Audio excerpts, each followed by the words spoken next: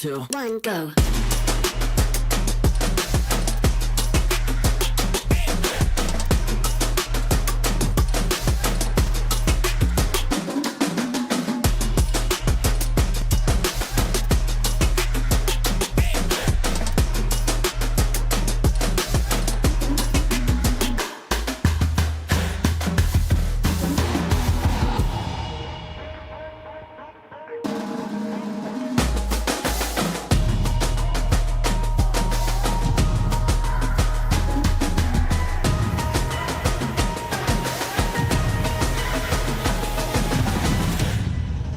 Three, two, one, go.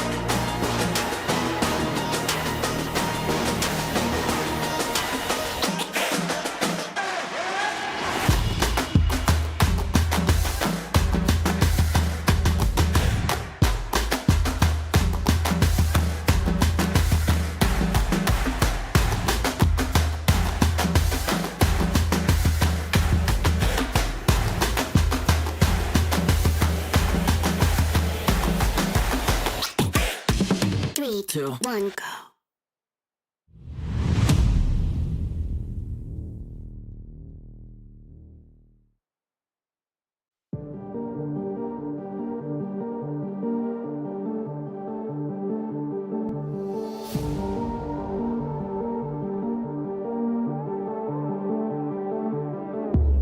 Come into my world if you wanna see some action.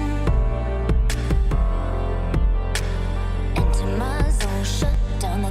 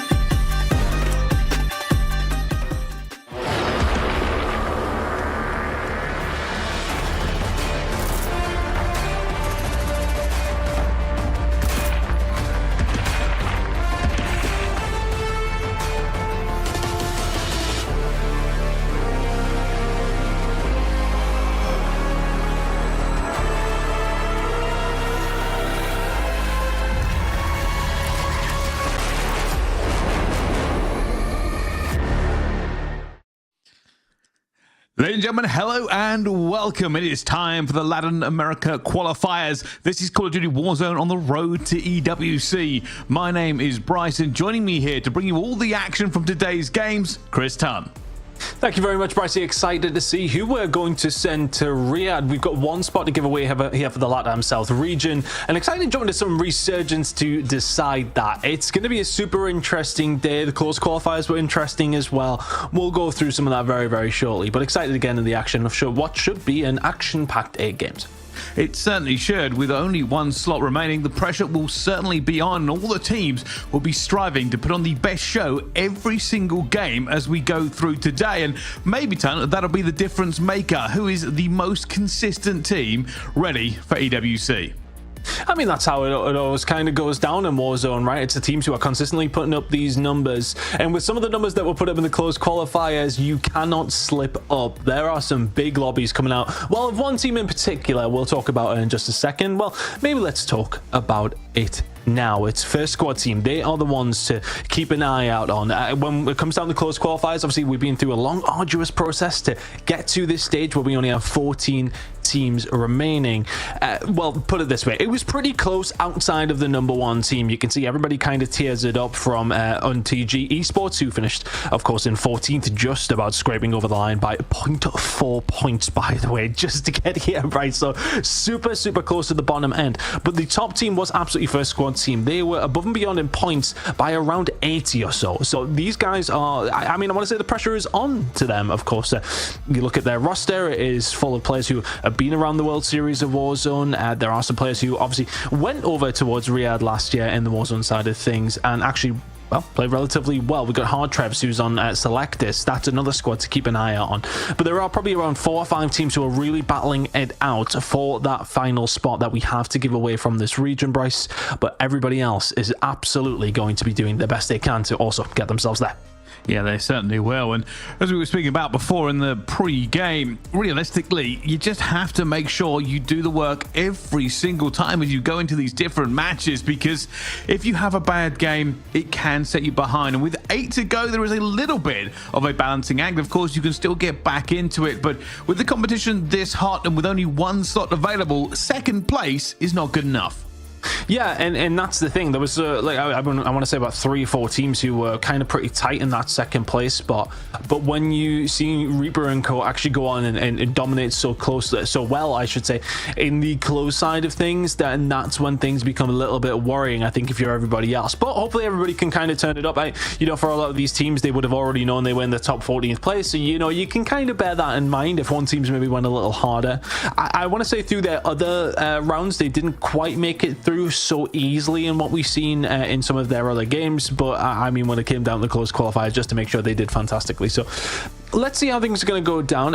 But for this region in total, I mean, they had a team who finished in the top 6 of the event at EWC last year. So I mean, that is a massive thing for them. If they can get another team to go there, represent the region in a way that it was last year, then that will be a proud moment for everybody here in the LATAM South region. So let's see how the things are going to go down. But we have 8 games to drop into, Bryce, and hopefully we're nearly ready to go.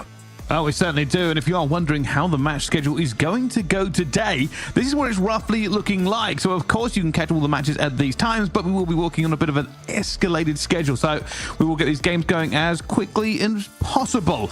Obviously, if you're a match 3 guy and not a match 5 guy, well, you know exactly when to catch it. But that's the way this is all going to play out on Rebirth Island. Every single one of these teams will be trying to get the most points possible, Ton, to give them the best chance straight from the rip.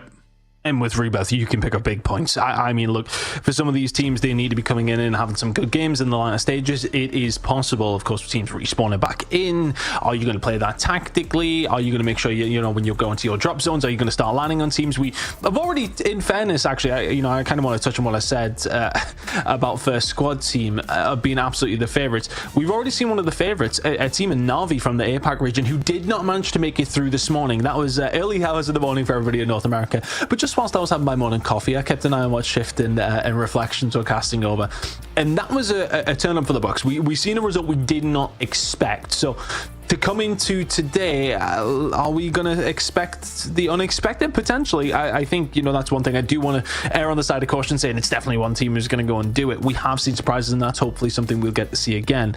maybe not for their sake. But when it comes down to it, one of these teams is going to go over and represent their whole entire region. So they really want to be bringing the best to the table here today.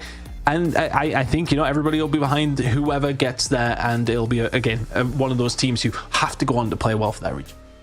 Yeah, they certainly will. Some tough competition here, of course, in the qualifiers, and even tougher competition when they eventually get over to EWC. Yeah. And this really is where the story begins. These teams have already made it into this part of the competition, but people will be keeping an eye on just how good they are, and that's where the story will be told about individual players and the teams to make it. You said already we've had a bit of an upset in the Australian region. I wonder if the same thing can happen here. No more excuses. You have to be good today, or there is no golden ticket to make it all the way through. And I wonder if that means that when these teams first drop in, maybe they'll get their game plan situated before, and then the games will heat up as we go through.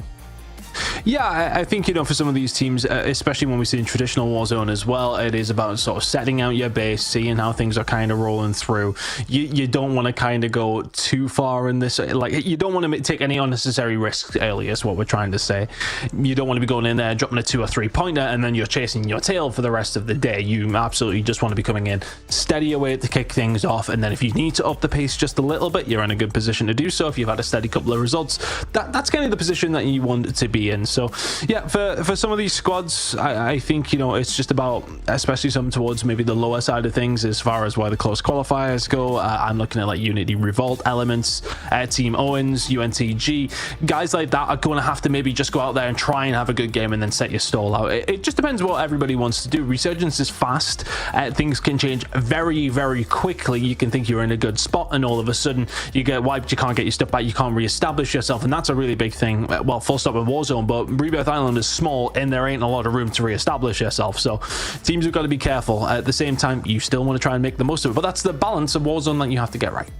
Yeah, it certainly is, and I wonder when these teams kind of jump into it as well. Obviously, everybody will probably be running the meta loadouts as soon as they can get hold of them, right? Like, that's going to be the key to getting this one done.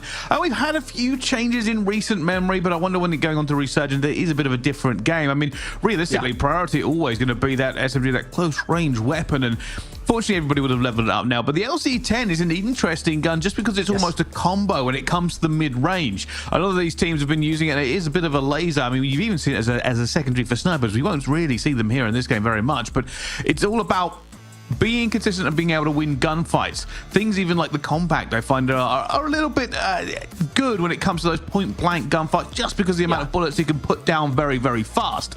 But realistically, with these teams coming down, we're probably going to see the same guns over and over again. What surprised me the most, actually, was the Krieg C. Now, when we went back into this, the SWAT was the meta for a little while, and then they nerfed that, and the Krieg C was basically a little bit buffed. The problem being is the Krieg C was already pretty close second, now being one of the most dominant rifles in the game, but it's so hard hitting with such little recoil that it is just a laser at every single range. That, combined with some of the red dot sights people are currently running, does mean that we should see teams drop pretty quickly if they get caught in the open. Yeah, I think, when you talk about the Krieg, it is kind of a bit of a do-it-all. It's okay, fair enough up close and personal. I think you're right about the LC-10. It does have that range about it, but then you think about the Ladra up super close. It depends where you kind of want to play your game here on Rebirth Island. You will definitely be able to maybe switch it up depending on which way you want to go with things, how things are going. Maybe certain weapons aren't working for you in particular. I'm still kind of a C9 guy. I'm not going to lie. I'm lagging behind, but that's because I am very much a purist. I'm thinking MP5 way back. I'm that old, kind of showing my age a little bit, but at the same time, I think for some of these teams it is about just trying to stick it true and tested. I want to say with what we do typically see in Warzone, we'll see Kriegs, we'll see LC-10s. I'd imagine we won't see too much of a disparity. Maybe the odd FFAR potentially, but at the same time, I think for the most part we are going to see the standard thing. Yeah, I think so as well. I was actually just looking through, just double checking that there was nothing else that I would kind of expect to see. The issue with this is that, I mean, things like the FFR are pretty good guns, but they're kind of a general middle of the road gun. It's almost like a sniper support weapon. It will do up close and it will do that medium range for you, but Here's the thing. When it comes down to this level of competition, you absolutely cannot go middle of the road. It's just not good enough. Unfortunately, you have to be the best at every single range you're going to be at. Not only that, but the gun that kills the quickest is usually the best, simply because you can't expect to have one-on-one gunfights. In a game like Resurgence, with players coming back all of the time, it does mean that you can expect 3v3s to happen more consistently than you would in normal Warzone games. Yeah, look, I think, you especially when teams do start to get one player that you really want to try and push to get them out as quickly as you can, so those resurgence timers don't actually start coming into things. You want to get them wiped off the map, especially when it comes to these later games. Sometimes when you don't, you'll start look at positioning where everybody's sort of landing in the leaderboard and say to yourself, okay, do we want to land on that? We've seen it actually in the last game of APAC. That was something I wanted to touch on, was the two teams out at the very top. But we see Na'Vi had to go for whatever it takes. They had to land where they were. They had to try and wipe them, and got wiped themselves pretty early. You have to take those risks if things start to maybe get a little bit dangerous towards the latter stages of the day, but that's something that, well, we can maybe worry about later. It certainly is. Of course, we'll keep you up to date with all the scores as it happens, Ton, and all the teams and how they get on with this one as well. Realistically, again, I think it's always a benefit on a game mode like this to be quite aggressive if you feel like you have the upper hand. If you get that good loot early, if you get your load out quite early, and you can find a third-person fight, you can certainly start picking up the points. You, of course, do have a little bit of that safety net early game, which sometimes you normally wouldn't have, with the fact that your teammates can come back a little faster. You really don't want a disaster to happen, though, and it does occasionally be the point where if an engagement has gone wrong for you very, very early, it's get into a cupboard and hide, at least for a little bit of time. This does slow down a little bit, like your points per second, we can say, almost like DPS, but PPS in this case, because you do want to kind of keep that quite high consistently to make sure that you are at least keeping up in the leaderboard while you wait for that final circle. But every one of these teams has made their way here by trying to refine that down to almost a science. But as we know, one thing was Warzone. The circles are not consistent, and when you need a good one, it's not going to be there. Yeah, look, for some of these teams, I think one thing we talk about with Warzone, and it's very much the same in Resurgence, positioning is 9 times out of 10 what's going to win you this. I think when it comes down to Resurgence, I don't want to say it's maybe a little bit more difficult because obviously the map's so small, you can kind of make your movements, but there's maybe just a little bit less room to maneuver in, that more so being the point. But we are ready to get into things. We're into drop number 1. Circle pulling towards the left-hand side. We're seeing teams go for standardized drops, though. Plenty of kills coming down as we are just dropping into things. But let's jump in with the team that we do feel to be the favorites. That's first squad team. Of course, let's see how they're going to go through. We got Exodus, Padrin, and Reaper. And let's see what they can bring to the table, Bryce. And these boys, as mentioned, I mean, we were talking about the close qualifier. A lot of fights going down already. Over towards the headquarters and prison side. Got to be careful for teams being wiped. Still 14 teams out of 14 remaining. You'd expect that to remain the same. But for Reaper and the boys, I mean, they outslayed everybody by around 50 or 60 kills in the close qualifier. So they are very much the team to beat. But let's see if they can actually bring it to the table here when it matters. Yeah, and that'll be the key for them. Everybody gets that hype a little bit high at the beginning. We got to pull it off today. It's all good being good in practice. It's very much different on game day. As we can see already, a couple of teams clashing all over the map here. There's a bit of a fight going down the stairs, and he got evaporated. Reaper Gameplay's looking for this one as well around the corner, and we'll manage to get that cleaned up before anything else happened. And already a little bit of trash talking with the teabagging going on at the same time. But this team has come to play. Yeah, already a couple of kills underneath their belt. That's a nice start from them. And going in there and actually wiping out a couple of the other contenders. As far as the team numbers go right now, that is the seeding that they came into this. So if you're seeing low numbers going up against each other, these are teams who are going to be competing at the top end of things throughout the entirety of today. Things starting to settle down now, though, as teams will start to gather some loot. Just waiting for a moment to re-establish themselves, but he's going to find a nice gunfight there. And of course, inside a prison, this is going to be a hotly contested area. It's going to really be about the roof up top as we head in towards those latter stages. Especially with the zone that we got, we may well be pulling towards the prison. Keep an eye on that later on in the day. It's already you can see just how this game's kind of playing out here as well, with very few loadouts in the game, probably none at this point. It's about that floor loot. What can you find? How good is it going to be? If you get those LC10s early game, you can certainly push the advantage and start taking some fights. We've seen a little bit of that in the scoreboard already. Everybody having a few clashes left and right, and well, this gun's very, very good as well, because it is going to be a loadout weapon as he goes for a few more kills at the same time. But action certainly kicking off for everybody in and around the prison. Yeah, you want to try and get a hold of those loadout boxes as quickly as you can. Obviously on Resurgence, you want to be bringing your guns in as quickly as you can. Things get mixy very, very quickly. I already with 2 kills to his name, trying to get something going here. The Unity Revolt, can they continue to try and find some kills? Everybody else alive on his side of things as well. He's got Clara alongside. Gunfight going in here. And the pressure coming in on the squad. You've got team number 2 and TDR. They want to make sure they're alive and kicking, and they still are. 3 members remaining, but 1 team already dropped out. Keep an eye on how things are going to be going for some of these teams who are dropping early. That's a big point to make, though. There's only 14 teams. It's not a great deal. And team number 2 and TDR have got to be careful not to drop here.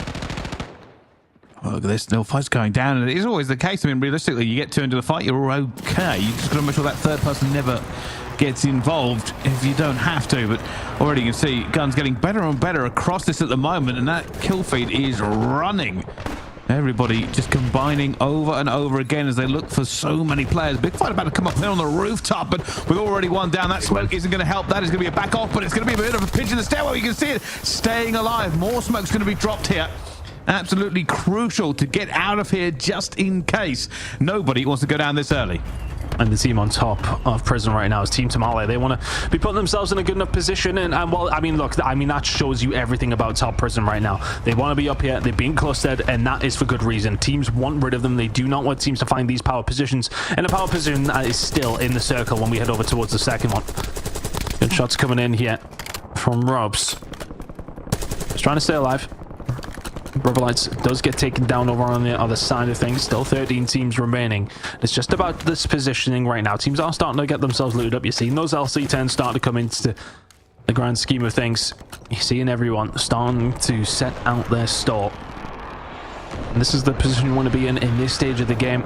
Getting yourself set up, looking for some kills. Especially as game number 1, you don't want to necessarily be chasing anything.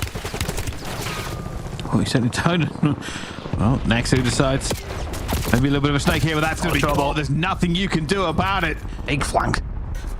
And now I think this is where the teams are starting to get a little bit more conscious of where their position is and where they need to go next. You can tell that not everybody's just throwing themselves into the bodies over and over again at this point. Second circle is closing in about 50 seconds. And the rest of the teams just trying to make the best of the positions they currently have. It's not going to be easy. Tamale here up top, trying to make sure that they can pick off anybody they find. But none of these fights are easy. Every single one of these players knows how to play, and if you make a mistake like that, you're going to go down. Yeah, bottom Prison. We see Tamale where actually the team up top, they've had to drop down low. A little bit much pressure coming in. As we move back over now towards outside, we're heading down towards the dock. A lot of teams now fighting over Harbour.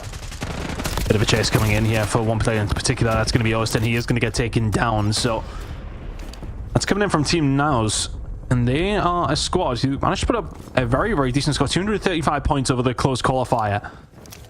A good 110 behind the team that ended up first. But something we kind of want to talk about, you know, teams who are already well and truly over the line. Are they sweating it out on those latter stages? I'm not 100% sure. You just want to probably make sure. But big fight going on here. Veil trying to find some shots already.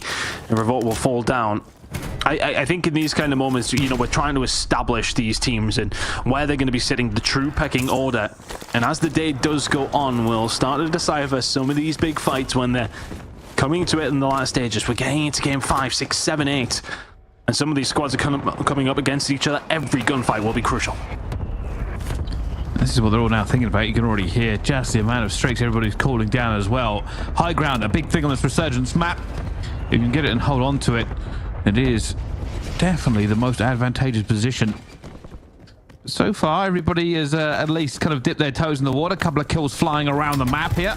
Nothing too outrageous, especially on this team that we can see. Arg on top, they have just got a couple of kills. I think 4 and 2 I've seen so far. So everybody just continuing to basically go through the motions a little bit as this circle is about to close. And all the teams are going to be squeezed. We have lost one. We haven't lost one for a little while either. Still plenty of people left on the map. You can see that ticket.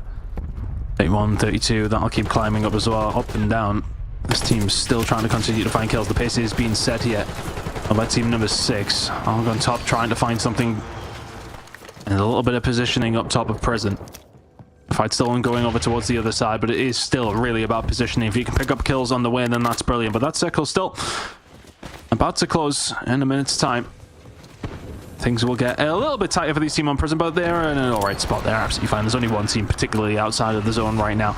Over towards the other side, though, it is getting a little busier towards the western side of the map, and we'll start to see things transpire over in that direction you would like to imagine. It looks like Prison is going to be the top of them. A real big power position, even in the latter stages. Looking at where the circle is likely going to pull. Still, teams just trying to find kills where they can, trying to position, trying to loot, get themselves in a good spot for what could be a chaotic endgame at this stage.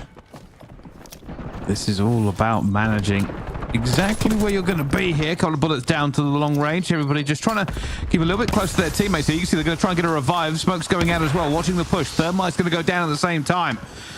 So we can see, fortunately, through the old Codcaster, nobody pushing here at the second. Should be an easy pickup for them.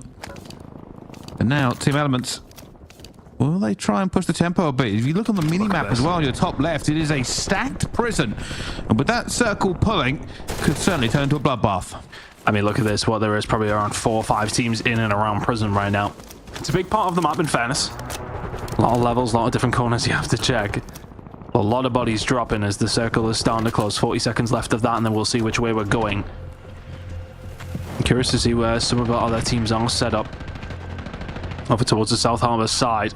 And quarters now is where we're seeing, I believe, team number 6, which is going to be Argon top once again. Have set themselves up once more. A lot of teams fighting over these headquarters side of things. It's pretty much middle of the map, right, as far as where the circle is potentially going to pull. All about that position. Consistently worrying about it. Consistently thinking if somebody's going to be pushing your lower building, who's just being dropped, where they're likely to drop back in, are they looking for their loot, is there loot on the floor next to me, is that somewhere someone would likely drop to. Now it's going to find a nice easy kill here, top headquarters, no problem whatsoever. Shot's going to go in over towards the other side, the gunny once again, and he'll get aggressive onto that one. Over the top, a couple of different players, maybe a little bit egregious with that Chal. Veil will take him down, Nels will fall. He wanted to try and make the most of that shot that he found his death, was ultimately the answer. Yeah, just thought, hey, maybe I can get in there a little bit quickly, but as I said before, everybody at this point can shoot, and one of the things you also have to keep in mind on it, if you are going to go down, yes, you can come back through Resurgence, but then you have to get kitted up again. You really don't want to go into some of these gunfights undergunned. It is certainly not going to be an easy time for you to do so, as everybody starts to settle in a little bit. Positions all good. We can see where this circle is pulling as well. That is going to be quite a naughty circle for number 4. It's pulling off of Prison, halfway off the map, so it's going to be a little bit in the sea. That's going to bring down the area even more so, and it means that a lot of these teams are about to run into conflict and have to try to get in. You can already see team number 10, that's Elements. They're moving into the circle, about to go up against Clutch Gaming, but there is a lot of teams stacked here. And it's just no surprise, though, to see First Squad be here. They put themselves in that position. They've looked at where the zone's going.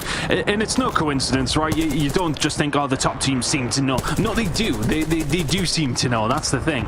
They put themselves in these good spots, put themselves in the best position possible to, well, benefit from the chaos that is going to, well, establish over the next couple of minutes. We're starting to close in pretty tightly now. We've already lost another 3 teams in this big fight that's going to go on here inside of the point. I'm not able to find a great deal. Revolt is still alive. 7 teams alive and kicking now. We're dropping like flies, Bricey. Oh, this is where it does get a little bit tense here, and that circle's even smaller and even more of a problem. 7 out of 14 left, and Owen's just threading the needle to make sure he gets that one locked down as well. But this is all going to be about the smokes, all going to be about the grenades, the thermites. Everybody throwing everything at us. He just throws through the smokes. The Semtex is going upstairs as well. Gets a little bit of a hit. They're using this to move.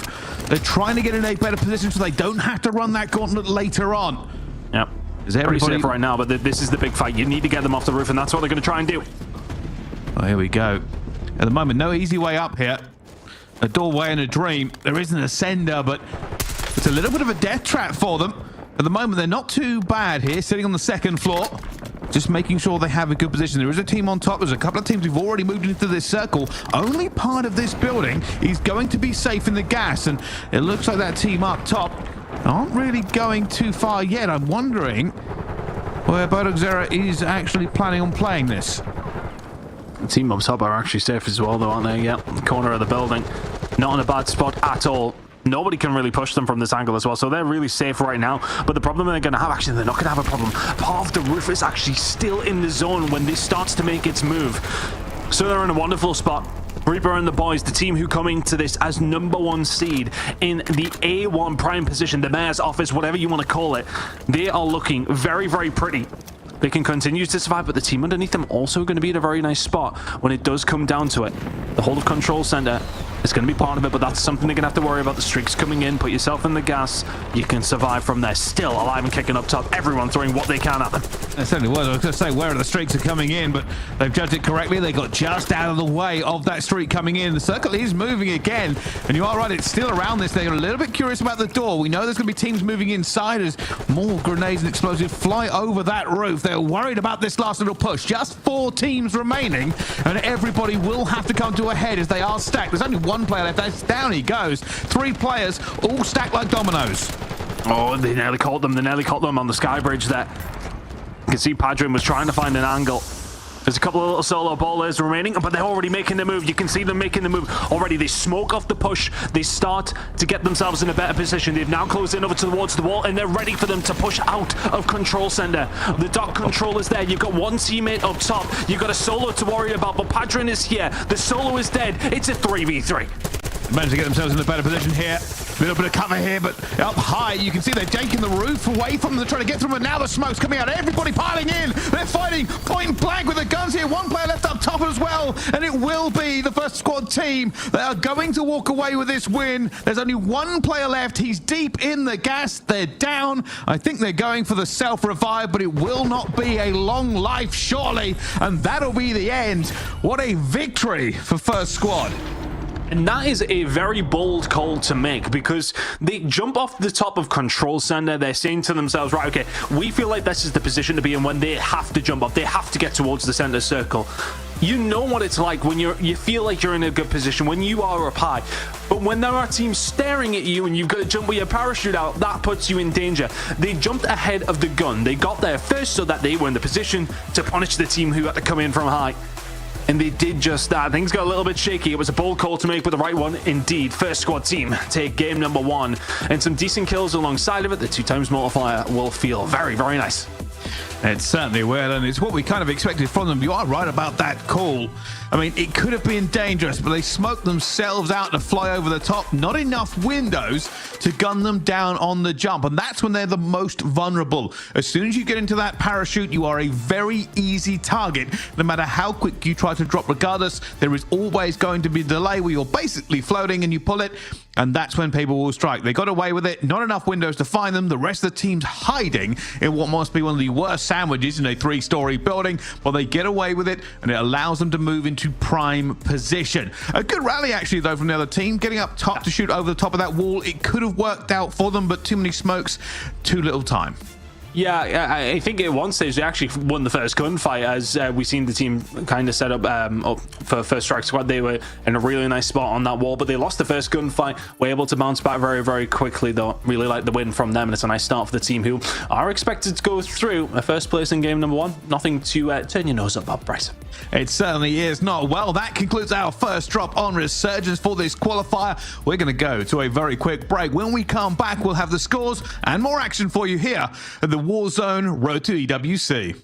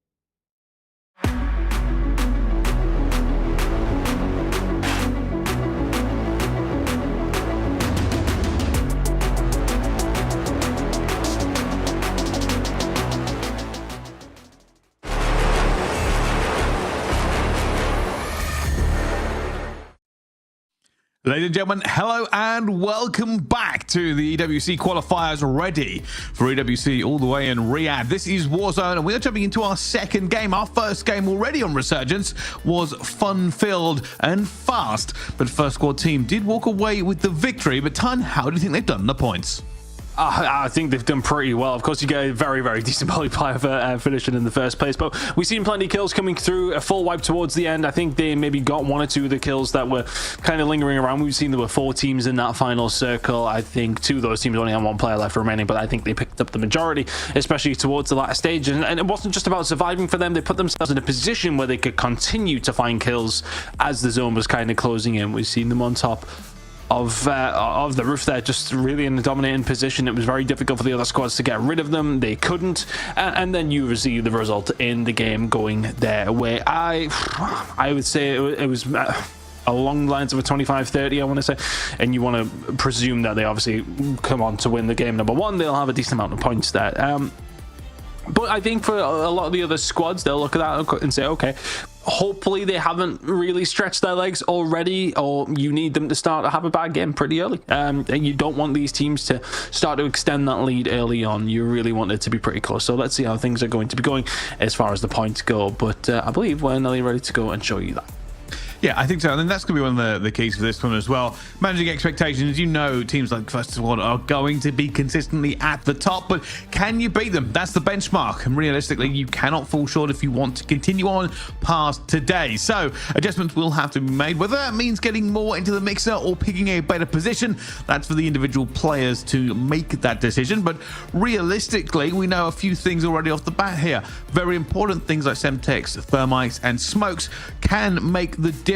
That smoke play in the last circle of that last game, it made the distance. It gave them the 2x multiplier. It put them in a better position. So make sure you manage all of those resources correctly, and hopefully you'll get all the points you possibly can. And speaking of which, here it is. First squad team, 26 kills. That gives them 41.6 points on top already. It gives them a pretty good lead. Argon top got 21 kills as well, and that second place finish still chasing their way down, Ton.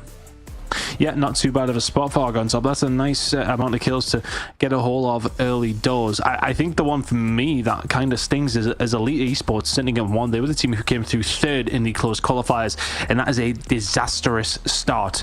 I mean, you're already 40 points behind the spot where you need to be, and that's after 1 game. So absolute disaster as far as they're concerned. They will have to have themselves a good couple of games to get yourself back into it, but it is 8 drops. There is still time, but that is nightmare fuel, quite frankly, as far as your qualifying position goes. But having a look at some of these other teams, yeah, it's not too far away. You're around 12 or so behind first squad team, but it's the problem kind of lies when they start getting a few more of those. A team I kind of want to keep an eye on here is Selectus, finding 18 but not too much of a placement there.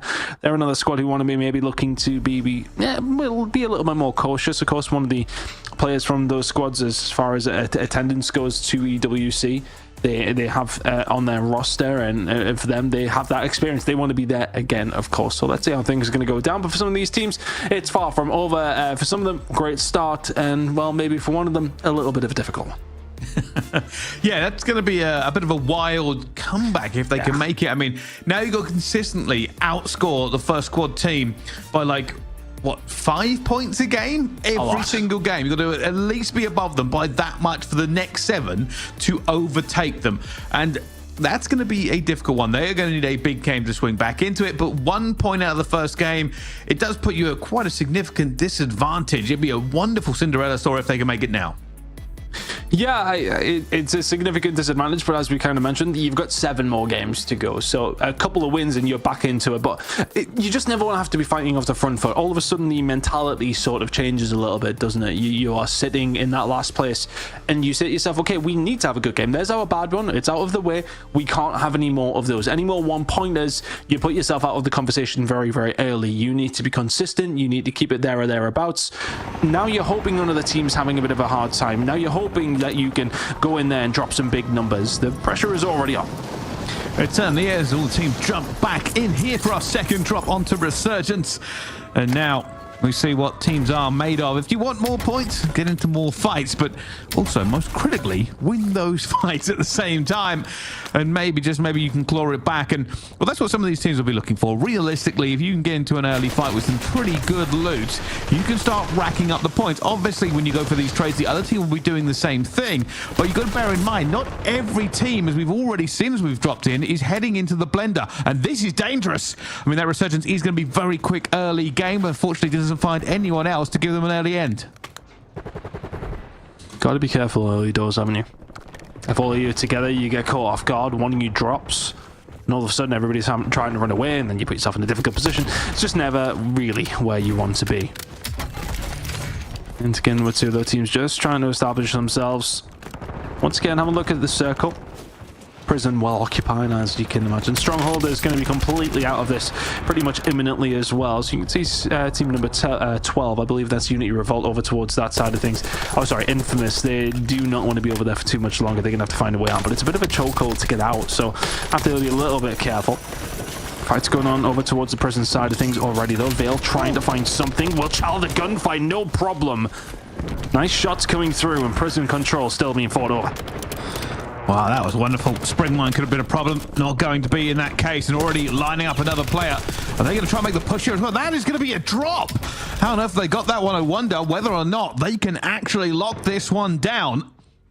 As now we can see already up top of the altitude. I mean, this is going to be a good position if teams will let you get it, but at the moment, not seeing anybody. I mean, it's not a bad tactic. I mean, if there was some teams fighting on the roof, you could certainly get some third-party kills and maybe rack up some early points into this game. But this is what I like to see. Absolutely send it all of the time. Arg on top are pushing the tempo and ready to take everybody down in the vicinity. And they find a great deal, though. 4 kills already. Goodbye 60. I mean, that is a nice spot to be in. And this is the team that are kind of sitting around the 6th qualification spot. Not too good of a start, though, to kick things off. Let's see how they can continue, though. Arg on top. See what they can find here with a good amount of kills to start things up.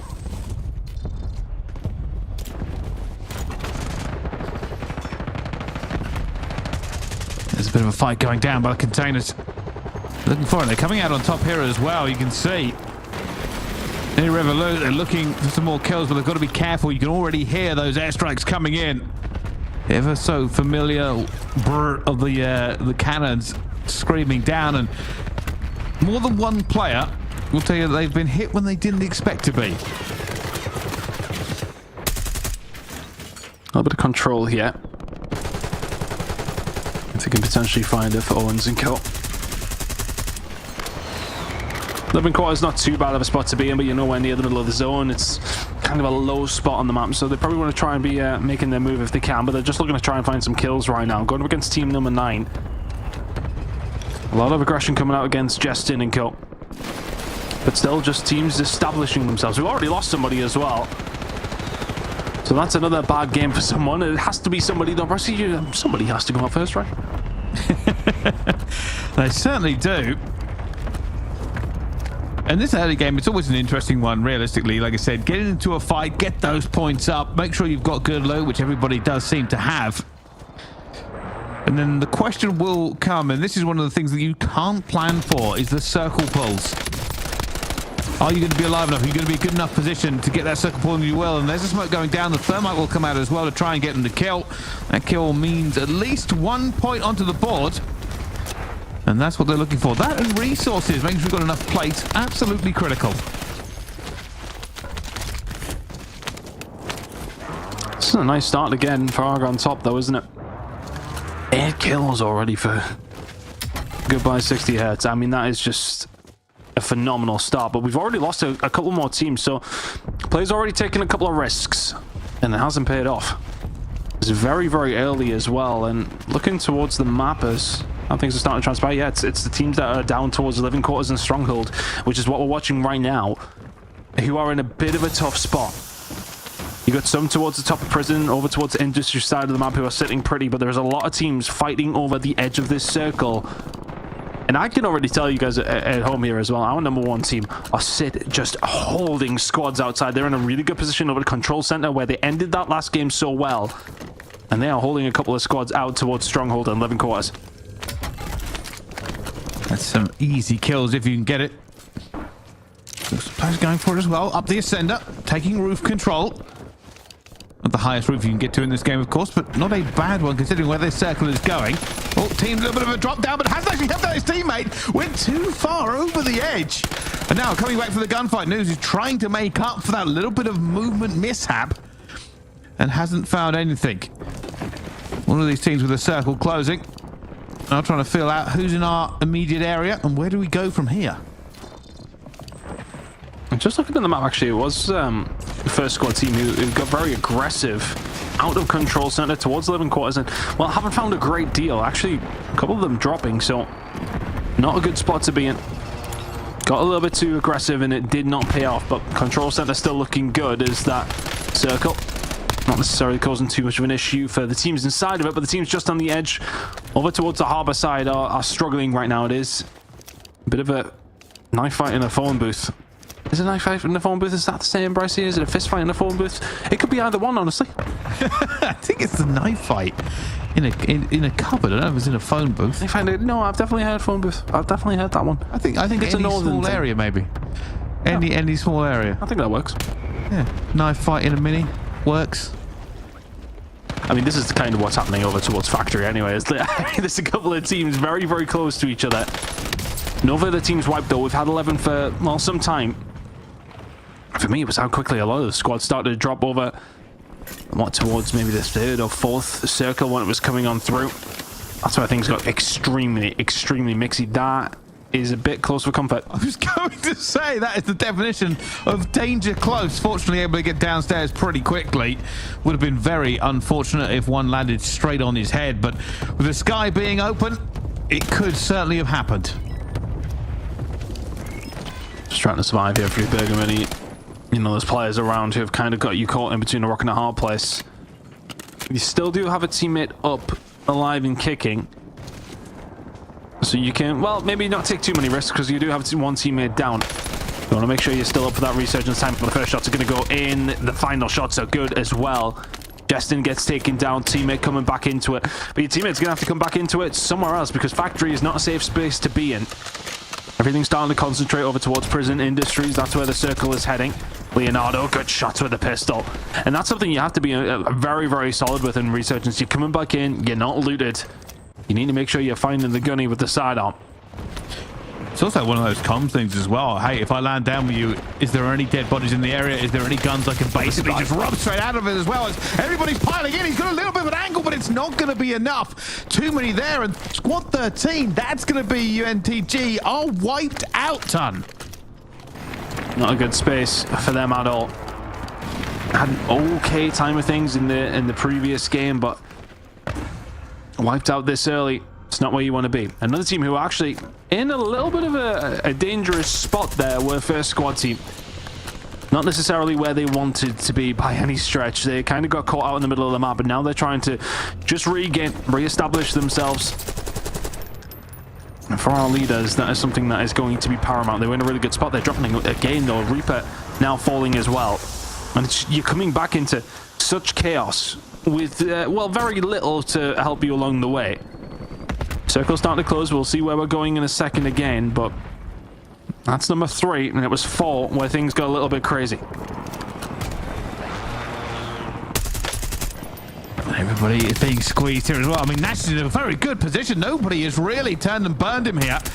Just holding down the irons, throwing everything through. Here go the nades in as well. Their teammate going in. One more going to be down, and the hip fire is not going to be quite enough. Smoke going to go out. Going to go back into the building here. Players all around, worried about being hit from every single angle. And there are players hunting the middies, looking at every single position, wondering where they're going to be as people call in streaks left, right, and center. It's going to be a gas play at the same time. Hug the doorway and get out of here. It's too hot to handle. Just so chaotic, isn't it? It's about who's going to revel in that chaos. Bergamini has to get out here pretty quickly. It's going to be touch and go. Oh, I mean, a slither of health. will just about survive, and his teammate will continue to do the same. And there's a little bit of a regain now being popped, waiting for the squad mate to come back in. Although, is it maybe just not ended the resurgence? And just looking towards who's left up and running here. You've got Elite Esports definitely having a better time with things. They have survived. They're a little later now. Team number 1 still with everybody alive and kicking for first squad team, so they're in for another dub potentially here as well. Argon top, are you still up? Yes, you are. So teams number 1 and 2 still alive in this game. Although I know for first squad team, they've kind of been fighting off the back for a little while now. They had to go for a bit of a regain, but it's dependent on how much the back should be able to pick up, how much they've been able to get going. We've got 8 teams remaining, and this circle is about to get extremely, extremely tight. Players already in the water. They're going to have to try and push up first squad. It's not a terrible spot. Could go underneath. I feel like they're going to be aggressive enough to want to take this top position, though. Will they go for it? They're already players having a look for them. Elite know somebody's about. Trophy's going to be here as well. That's not a bad call, actually, at this part of the game. Get as many trophies as possible. They're turning this into a little fortress. Even better, grab the plate box. They're in a really good spot. They've got one of the only buildings that is pretty much remaining in the very small smoke circle that we're going towards. Reaper's being taken down. Our number 1 squad now in a real amount of danger. 2 of them still down low as we head over towards the back end of the circle, but teams now starting to fight on their way out. Gas plays being made left, right, and center. We've got 7 teams remaining. That is about to reduce. Big fight in the water. Naxa, does he know that Naxu's behind him? Smoke yes, he and does. surf. And they are in trouble. I mean, this is where it's getting a little bit kind of crazy here on the cliffs. There are players playing gas here at the same time. Infamous have definitely not moved into this circle, and everybody else piling around the bunker. Very, very close, as you can already see. Tamale looking to try and make this move on to Elite Sports, but they are stacked deep. Elite still in a really good position. And after their game number 1, a wonderful spot for them to be in. Potential to win this game. Circle is going to start pulling over towards the bioweapon side of the map. We are going to have to make our move. The teams that are underground. You think about first squad team. They're the ones who are now in a precarious position. They're going to have to start making the move. Fights ongoing though over above them. 5 teams remaining. That's about to reduce. We'll be going down to 4 in a moment, depending on who comes out on top of this gunfight. But you've dropped down lower and you run straight into the jaws of the sharks underneath. Only just about surviving. Chris putting shots in. Another squad's being wiped. 4 of them in. Yeah, for Elite, this is now about just getting the biggest multiplier possible. All the way down, he dropped. He went for the kills. It almost cost him completely. And nowhere. But now here comes the revival. More players going down at the same time. It's going to be first squad that jump into the water. It's a water fight, but not with little pistols, with full guns, and he will take them down. That's going to be Elite Esports wiped off of the map, as it will be first squad team ready in this fight one more time. They're locking up against Argon top. The second place team versus the first place team, but the second place team have the better position. 3 guns over the edge, and Arnas, there's not an awful lot you can do, and down he falls. And that will be Argon top on top in game number 2. A fantastic game from them as well. We're seeing, I think with 60HC had around 12 or 13 kills on his own. That is a massive game for Argon top. They will find a big map number 2 with the dub alongside of it.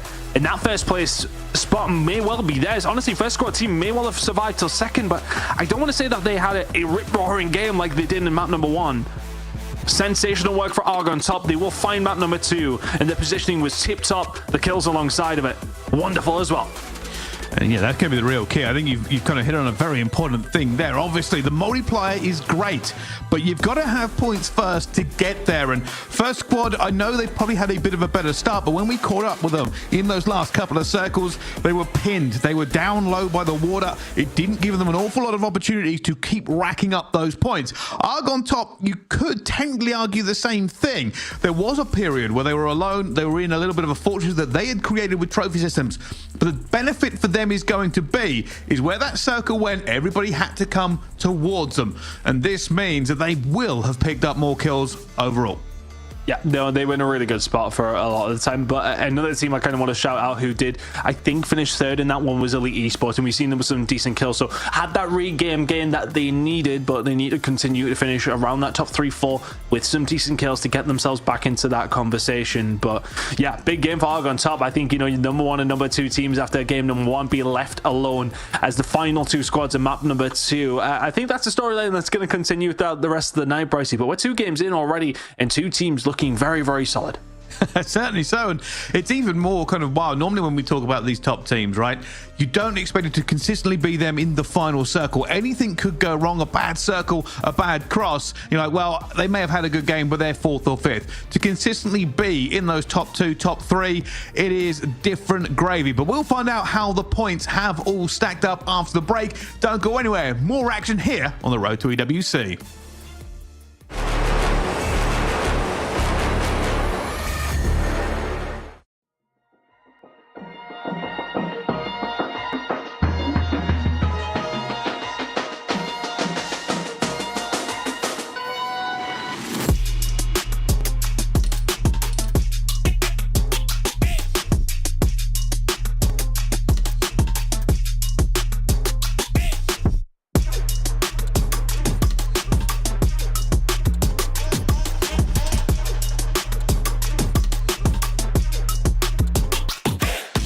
Three, two, one, go.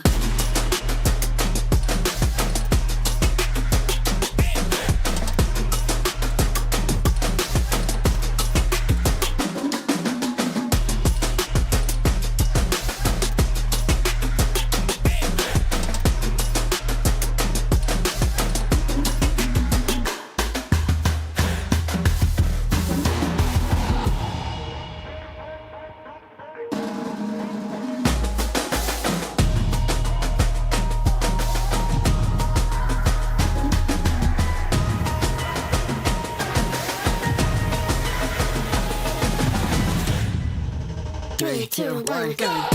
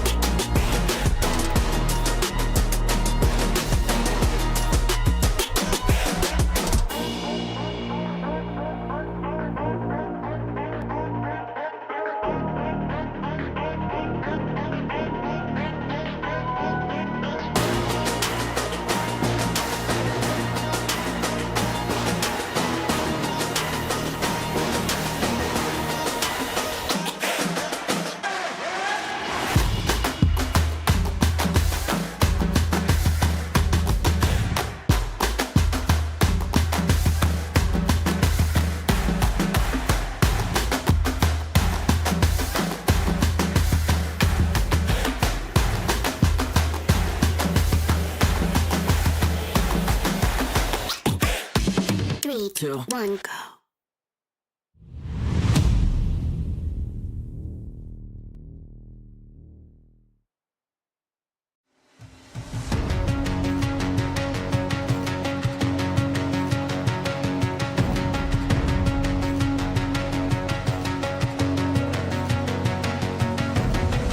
There's something in his eyes. There's a storm within, but it's written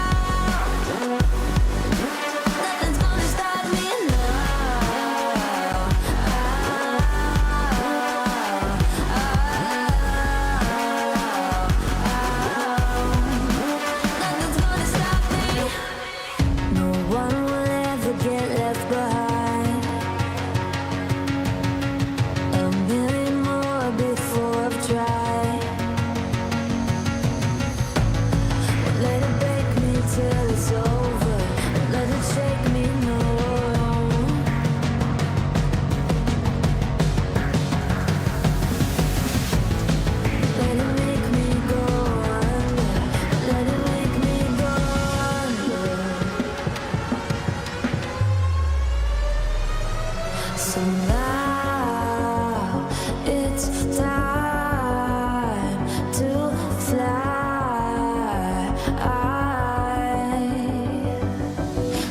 now it's time to fly. Nothing's gonna stop me now. Nothing's gonna stop me now. Nothing's gonna stop me now. Nothing's gonna stop me now. Nothing's gonna stop me now. Nothing's gonna stop me Nothing's gonna stop me now.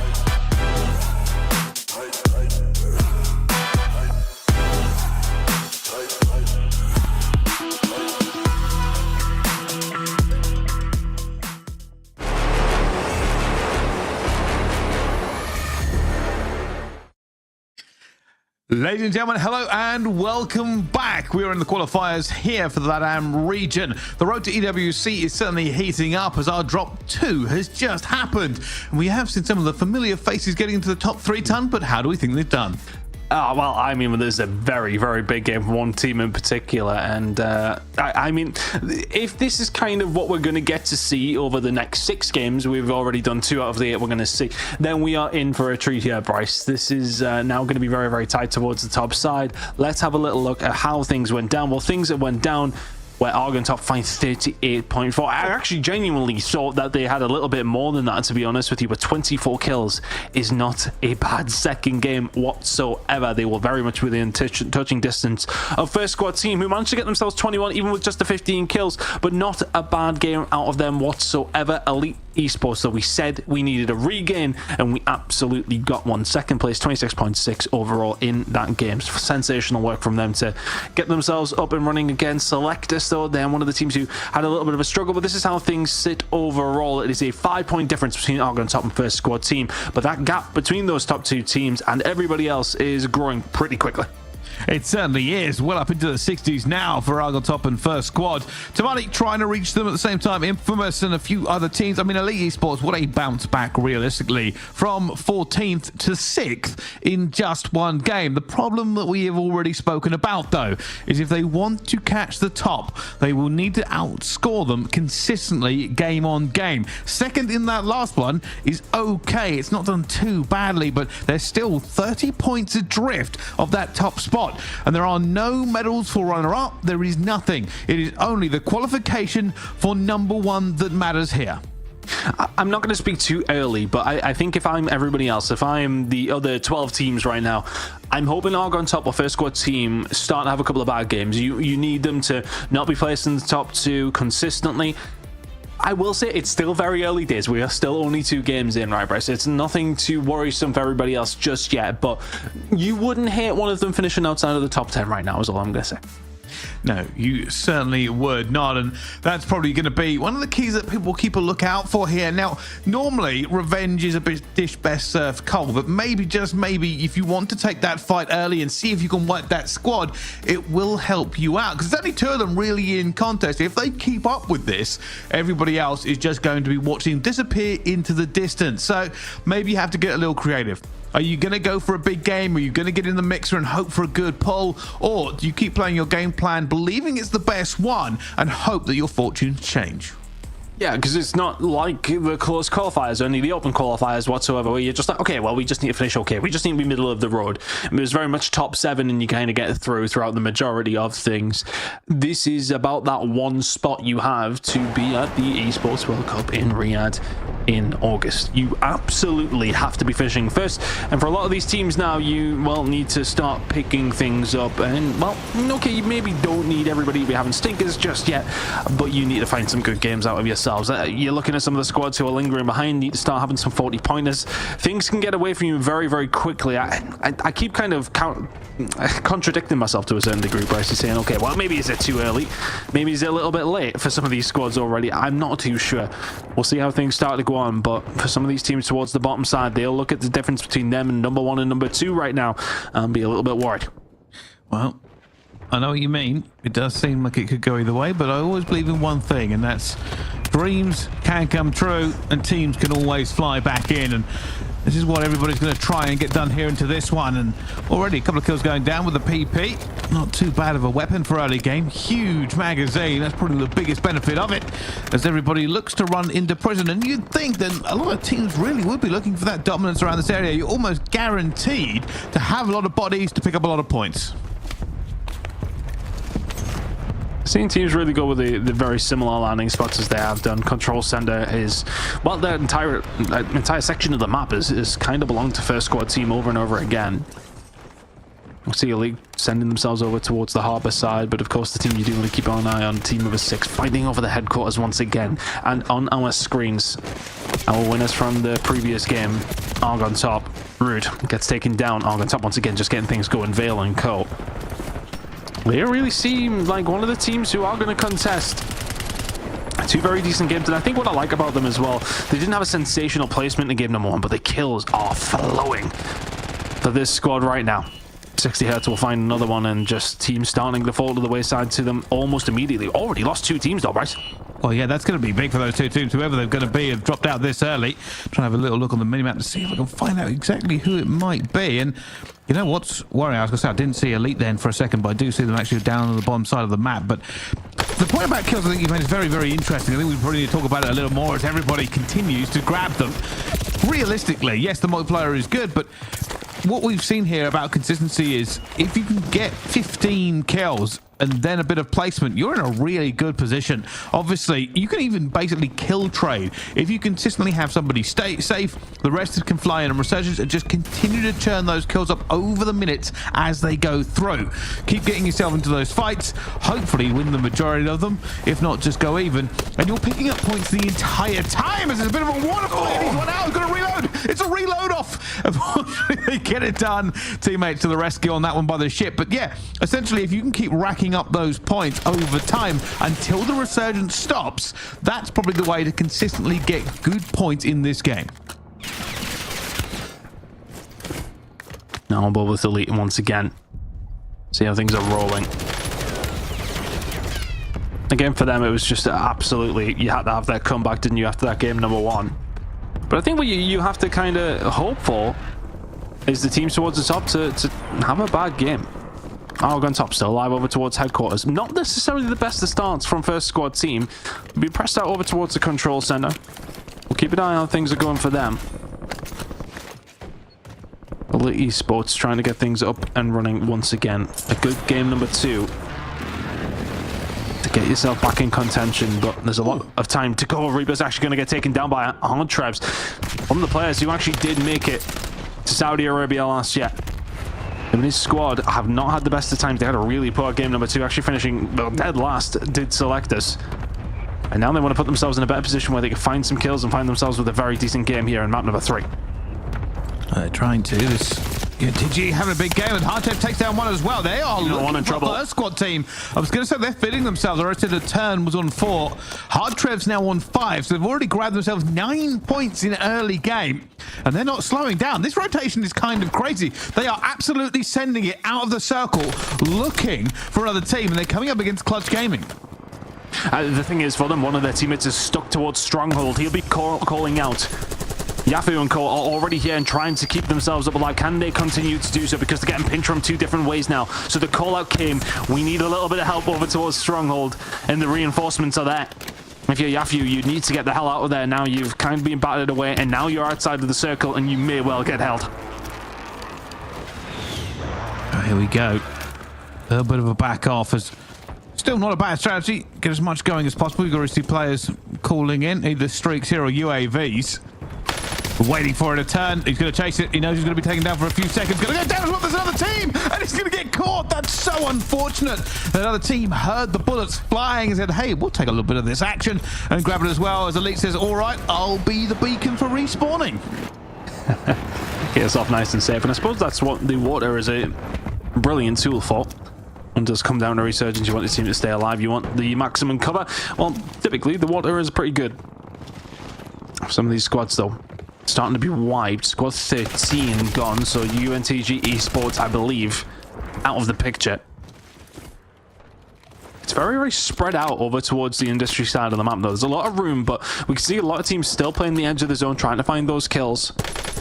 Yafu's still in a really tough spot. And you've got teams, of course, like Argon Top, still finding kills. 3 kills already for 60 hertz. Teammates doing well on top of that, too. In a nice spot here in game number 3. 9 teams remaining. We're losing teams, it feels a lot quicker than we did in map number 1. Yeah, I think this is what we talked about with the kind of adaptation these teams are having to make, right? You've got to get in the fights to get the points.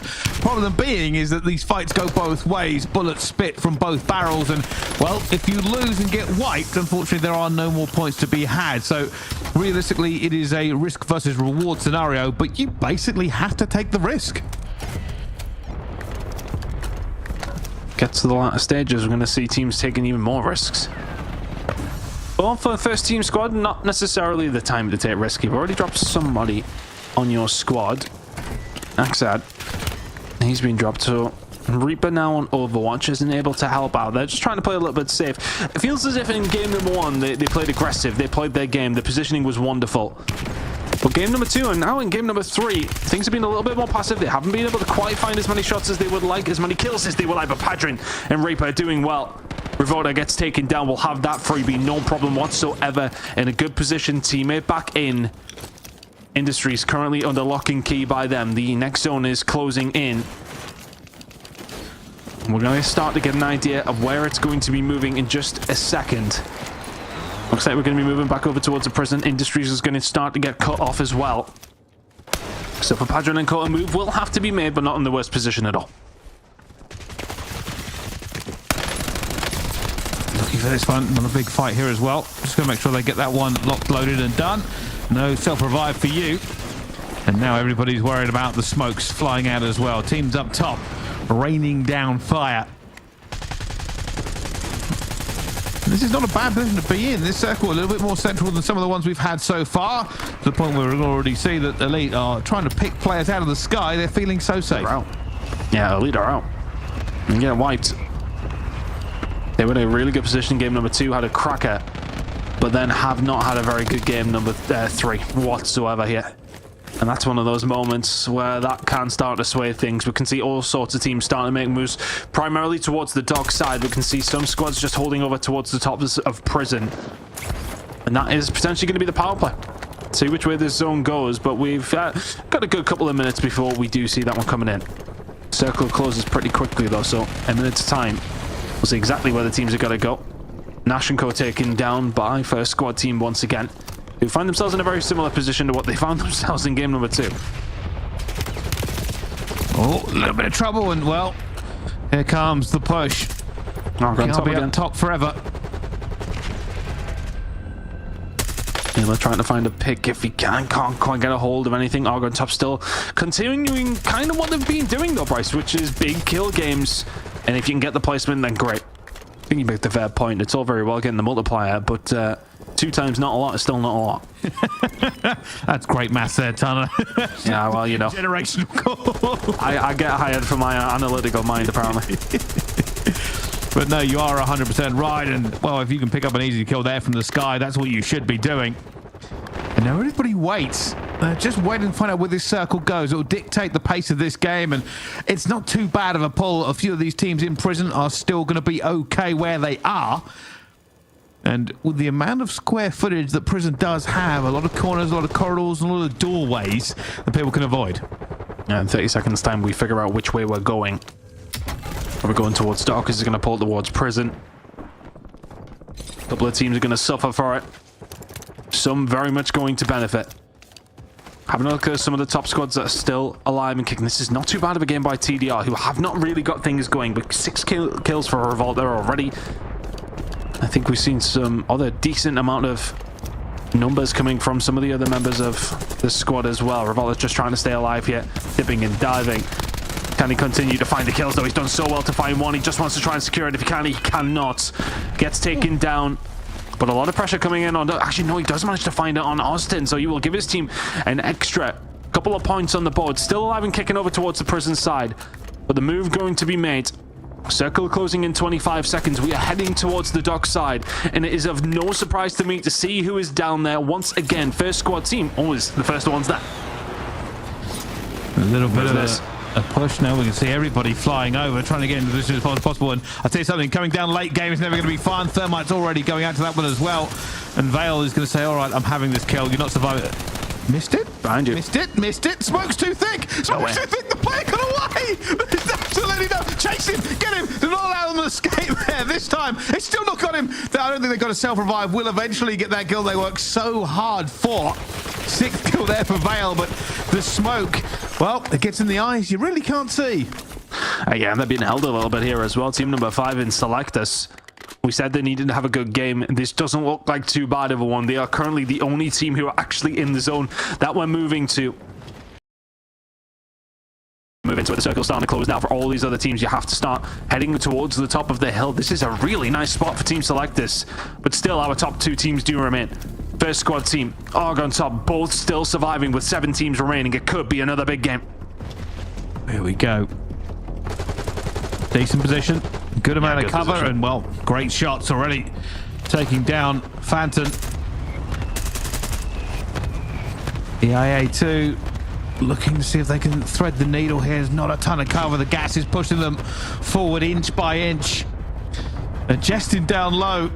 Very, very sneaky. I don't think they know he's here. He should be able to catch one. He will catch one out of guard, but teammates to the rescue, and down you go. Just 1 kill for you.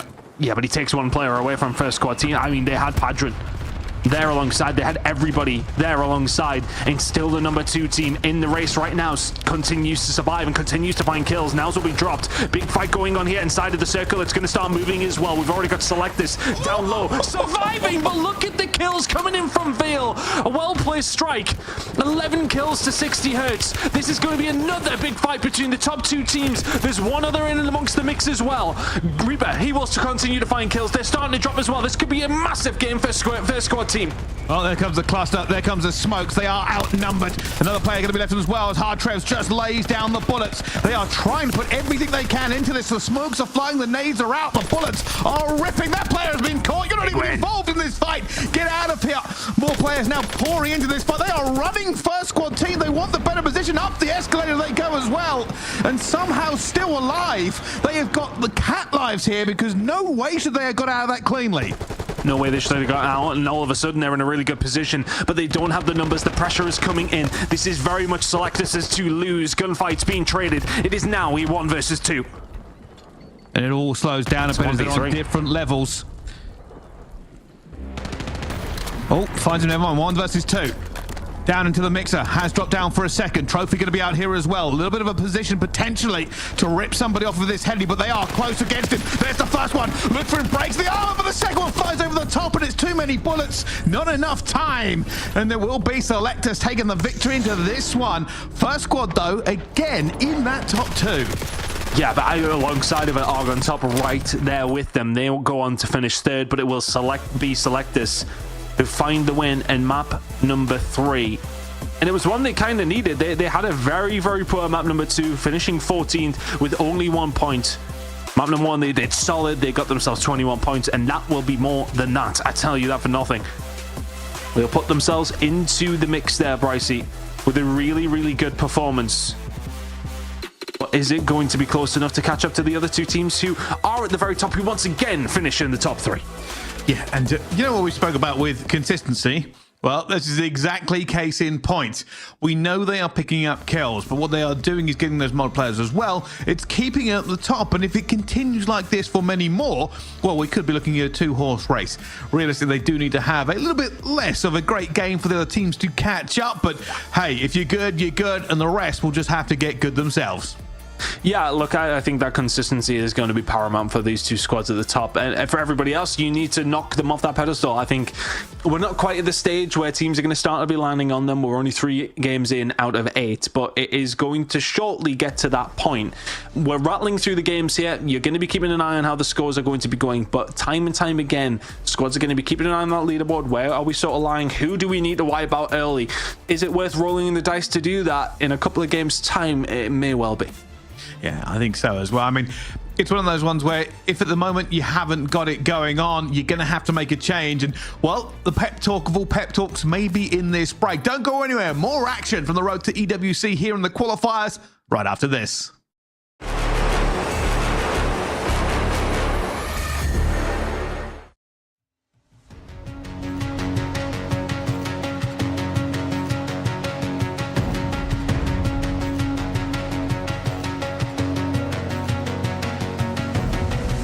Something in his eyes.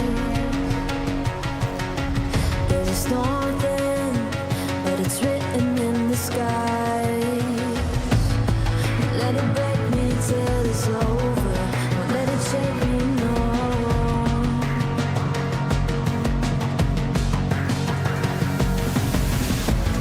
Won't let it make me go under. Won't let it make me go under. So now it's time to fly.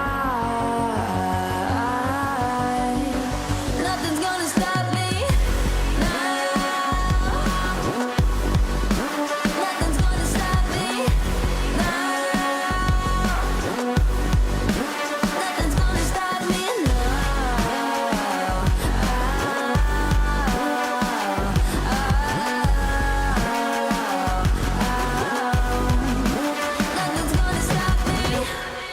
No one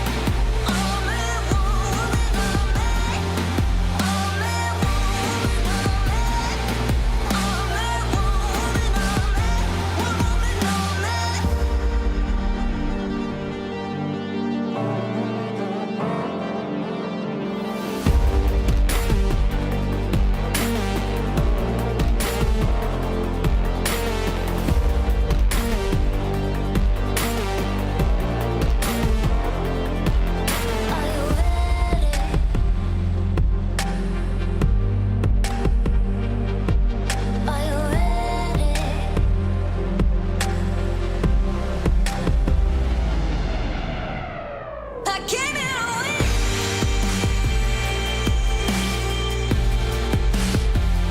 I'll never give in.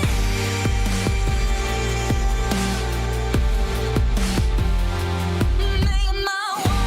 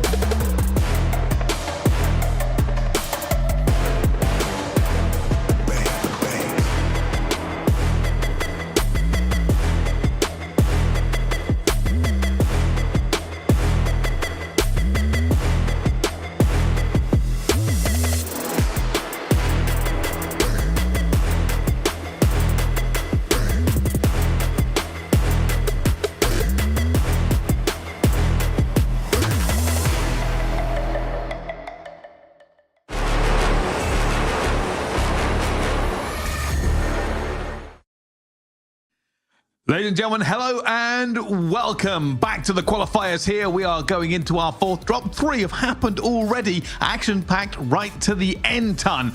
But who's come out on top? And I think we have a strong inkling who. We do. I mean, we've seen a different winner in every single game so far, but there are 2 teams who are really stretching out in front by just finding consistent top 4 placings. I want to say, what, out of the last 3 games, both these 2 teams who are at the top in Argon Top and First Team Squad are finishing in the top 3 or 4 every single time with a decent amount of kills. We're gonna have a breakdown of the leaderboard in just a second before we do head into game number 4, but things are shaping up very, very nicely for 2 teams. But if I'm the rest of the squads, I'm starting to get a little bit worried now. You need to start to see them try and catch up, because it's getting to the, not the realms of impossibility quite yet. It's starting to get a little bit scary though. You don't want it to go any further than this. You need to make sure you are keeping up, but things could get scary if this kind of continues. Some of the squads that we expected to be towards the top have not quite been able to keep up yet. The pace is being set though, Brycey. Some big numbers are being put up, and the rest of the teams right now, apart from 2, are struggling to keep pace. They certainly are. I believe the technical term is go big or go home, or in this case, or go big or don't go to EWC. Anyway. And the teams are going to have to really lock in. And we've spoken about adjustments the entire way through. And that reason is kind of obvious. You have to really put the points up. And speaking of which, we can take a look at this one as well. Arg on top ton once again. 32.2 points dropped into that one. Selectus. They managed to get a good run in the end there, obviously winning that one as well. They got 27.2 in that one. And for the first time, first squad team a little bit lower down, but still doing okay. Yeah, pitching in with an okay game, but if that's their bad one, then they'll be happy. They'll need to maybe put up some more kills here. We've seen them maybe be a little bit passive, whereas Argon Top have continued to put that pressure on, considering Argon Top finished 3rd in the actual overall as far as the multiplier goes, and then to still finish in that first place because they're putting up massive numbers. And that's the difference maker for them right now. The kills are standing out. It is another big game. We'll have a look at the overall standings in just a second, but just have a look at some of these other teams towards the bottom side. Things are starting to get scary. Elite Esports with another poor game, but this is how things now lie. There's a massive gap between 2nd and 3rd right now. Selectus will get themselves, well, in that 3rd place spot by just the 0.8 with that dub. But look at the difference, Brycey. They're already 30 behind. First squad team, they're dropping around 18 behind now. Argon Top on some really big games, 68 kills to their name. I think for me, some of the other teams I'm looking at here, TDR team, you're not too far away from first squad team as far as the kills go, but then to see yourself so low down on the points, you need to convert those kills into a decent multiplier if you want to try and get yourself in a good spot. Yeah, 100%. I mean, we spoke about it earlier on, and realistically, I think first squad team have an interesting strategy because they land basically a little bit alone to begin with, but managing to find not only that multiplier, but some kills later on. It's probably the difference between them and Argon Top. Argon Top are probably picking up a few more kills early consistently with where they're getting into the action earlier. Fortunately, they're also placing well. That does put them in the first place. Realistically, though, for everybody else, it is now a massive uphill battle. We have said you need some big games, but the problem is going to be consistency. For a team like Selectus, right, in third place, with 5 games left to go, they would now need to outscore Argon Top by 10 points every single game to stand a chance. But that is doable, but it's going to be difficult with the consistency that Argon Top have been bringing. It's not necessarily about Selectus not being able to do it. It's whether or not these two teams are going to take their foot off the gas pedal, which does not seem to be likely at this moment in time. It's been so difficult for squads to keep up. They are above and beyond on the kills. They're finding good placements. Everybody in the lobby is absolutely praying for Argon Top to drop out first squad team to drop out second. In a couple of these games, it feels like it's going to have to be if the others do want a chance. But this is starting to get a little bit dangerous for them, some of these squads. I mean, it just shows, look, Selectus won the last game. Bryce, they're 30 points behind second. They are 50 points behind first. And they just won the third game. I mean, you tell me. It just shows that the gulf in class right now is showing between some of these squads, and the ones below really need to step up their game. Yeah, I think so. And, well, I mean, now's the chance. Got to throw it all out, right? There's no real way back into it. Whatever you've been doing, you've been getting points, but you aren't getting enough. You can hope that maybe they have a bad game. You can hope they go out 14th. But there's hoping, and then there's taking your destiny into your own hands. Right, you've had 3 games, you know where the flow's going to be, you know how good these teams are, and probably the rough drops of what everybody's kind of favorited and said, hey, this is roughly where we're going on our game plan. Make a decision in this small break. Change it up. You now need to drop 40 points a game. Do it. I believe in you. Well, I think one of the big problems, I've been keeping an eye on the map, in particular where first team squad are kind of dropping. And they just seem to have the full north side of the map under their control right now. Nobody seems to be dropping around them. They're getting the opportunity to establish themselves, and then they're not really being challenged until late in the game. Okay, they're not putting up big numbers because of that, which is something they may well have to change themselves, considering they find themselves nearly 20 points behind now. They're going to possibly have to change that up, but they've got such an easy reign right now. Argon Top are dropping in the mix consistently. They're heading over towards the headquarters side, kind of rotating into prison and going from there. So for them, they are keeping themselves consistent as far as the kills are going. For first team squad, they've got the freedom of that north side of the map. So if I'm some of these other teams and I'm seeing these top 2 squads, am I getting mixy and see if you can compete with Argon Top? If you can take them down, wipe them out early, and find the kills around there, you're in a really nice spot. Or do you land a first team squad, get them out of the game early, take them out of contention, bring them back into that pit with you? Somewhat of a pit of desperation for some of these squads. They really do have to step it up. We need to see someone have a 40 or 50 point game if they do want to put themselves in a good spot. But how hard is that to actually do with the 1.6 multiplier? Extremely difficult. So look, there's so many permutations, there's so many different ways to think of it as far as Warzone goes. You know, when you are chasing those points, you don't want to be the one chasing, you want to be the ones getting chased right now. And the 2 teams at the top, everybody else is chasing.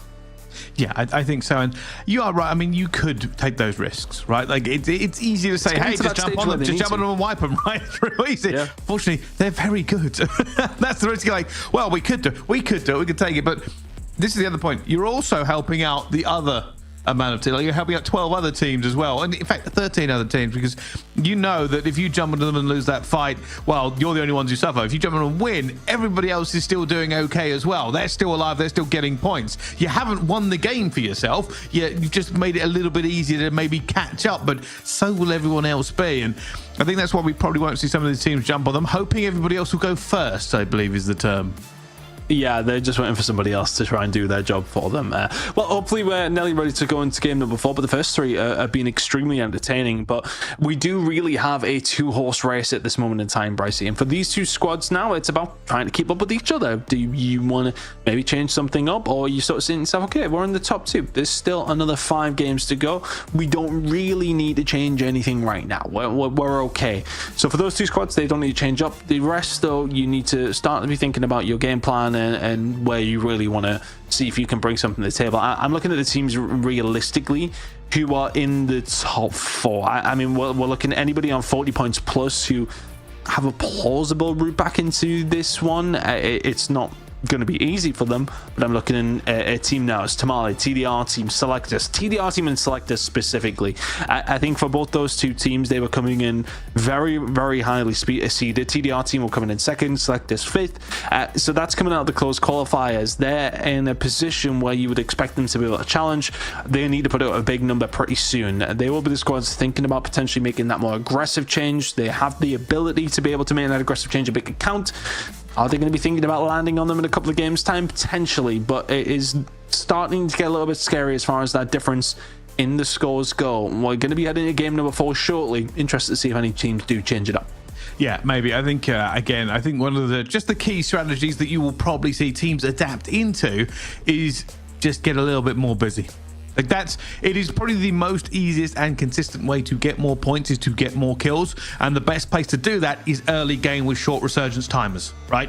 You know that if your team loses a couple of fights, you're going to come back pretty quickly. There is less risk early if you can get into them, especially if you can find some good floor loot. So maybe go a little bit more central, maybe go into one of those hot zones and just try to fight it out, right? You've got a bit of confidence in yourself. Make sure you go for it. If you die, you come back pretty reasonably, but it is another point onto the board. Yes, other teams are going to get points, but don't worry about them. Play your own game, get the kills, and hopefully get the win later on. Yeah, I think it's so awkward. You have to kind of judge it. I mean, we're sitting here kind of theorizing as to whether teams want to make a change. Do they want to maybe go for something different?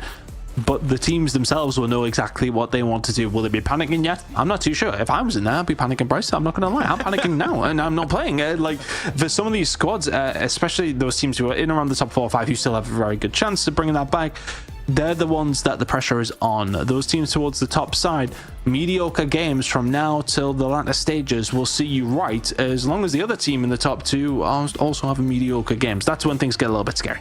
Yeah, it certainly does. And of course, and I think even now, well, we're talking about adaptation. I mean, we're talking about the guns coming into it. It seems pretty locked in with the Krig and the LC-10 as everybody flies into it as well. I did see a sniper earlier on time. I don't think we're going to see that anymore. It's just not a great way to consistently pick up kills in this map. No, it's not ideal, is it? I think sometimes it's just a case of an ego thing, isn't it? Sometimes I like the snipe. I'm not very good at it, Bryce, but I do it anyway. Yeah, same. I like to think I'm good at it. When I hit 1 shot and 10, I'm like, that was a great shot. But what about the other 9? Yeah. But in this game mode, unfortunately, the problem is always going to be is if you can't finish the kill, you don't get the point, and well, that puts snipers a bit of a disadvantage. But well, saying which, we see one already. I still think, I mean, the Krig being so good right now, you're just able to hammer people down with it. Well, we're towards headquarters, and you can see we have actually seen first squad team head over here. You've also got Infinity Revolute also. Yeah. It is a little mixier here for some of these squads. You can see Yafu's over here too. Looking at some of the other teams who have typically dropped towards living quarters this side of the map.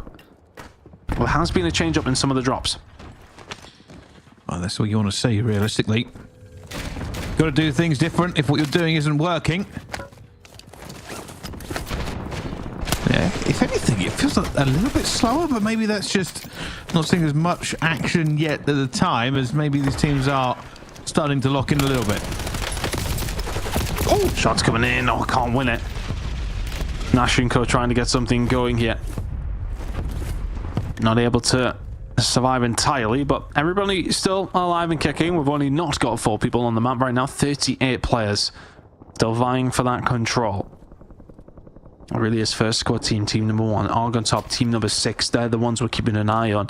Because if they start dropping early, that gives somebody an opportunity to bring themselves back into it.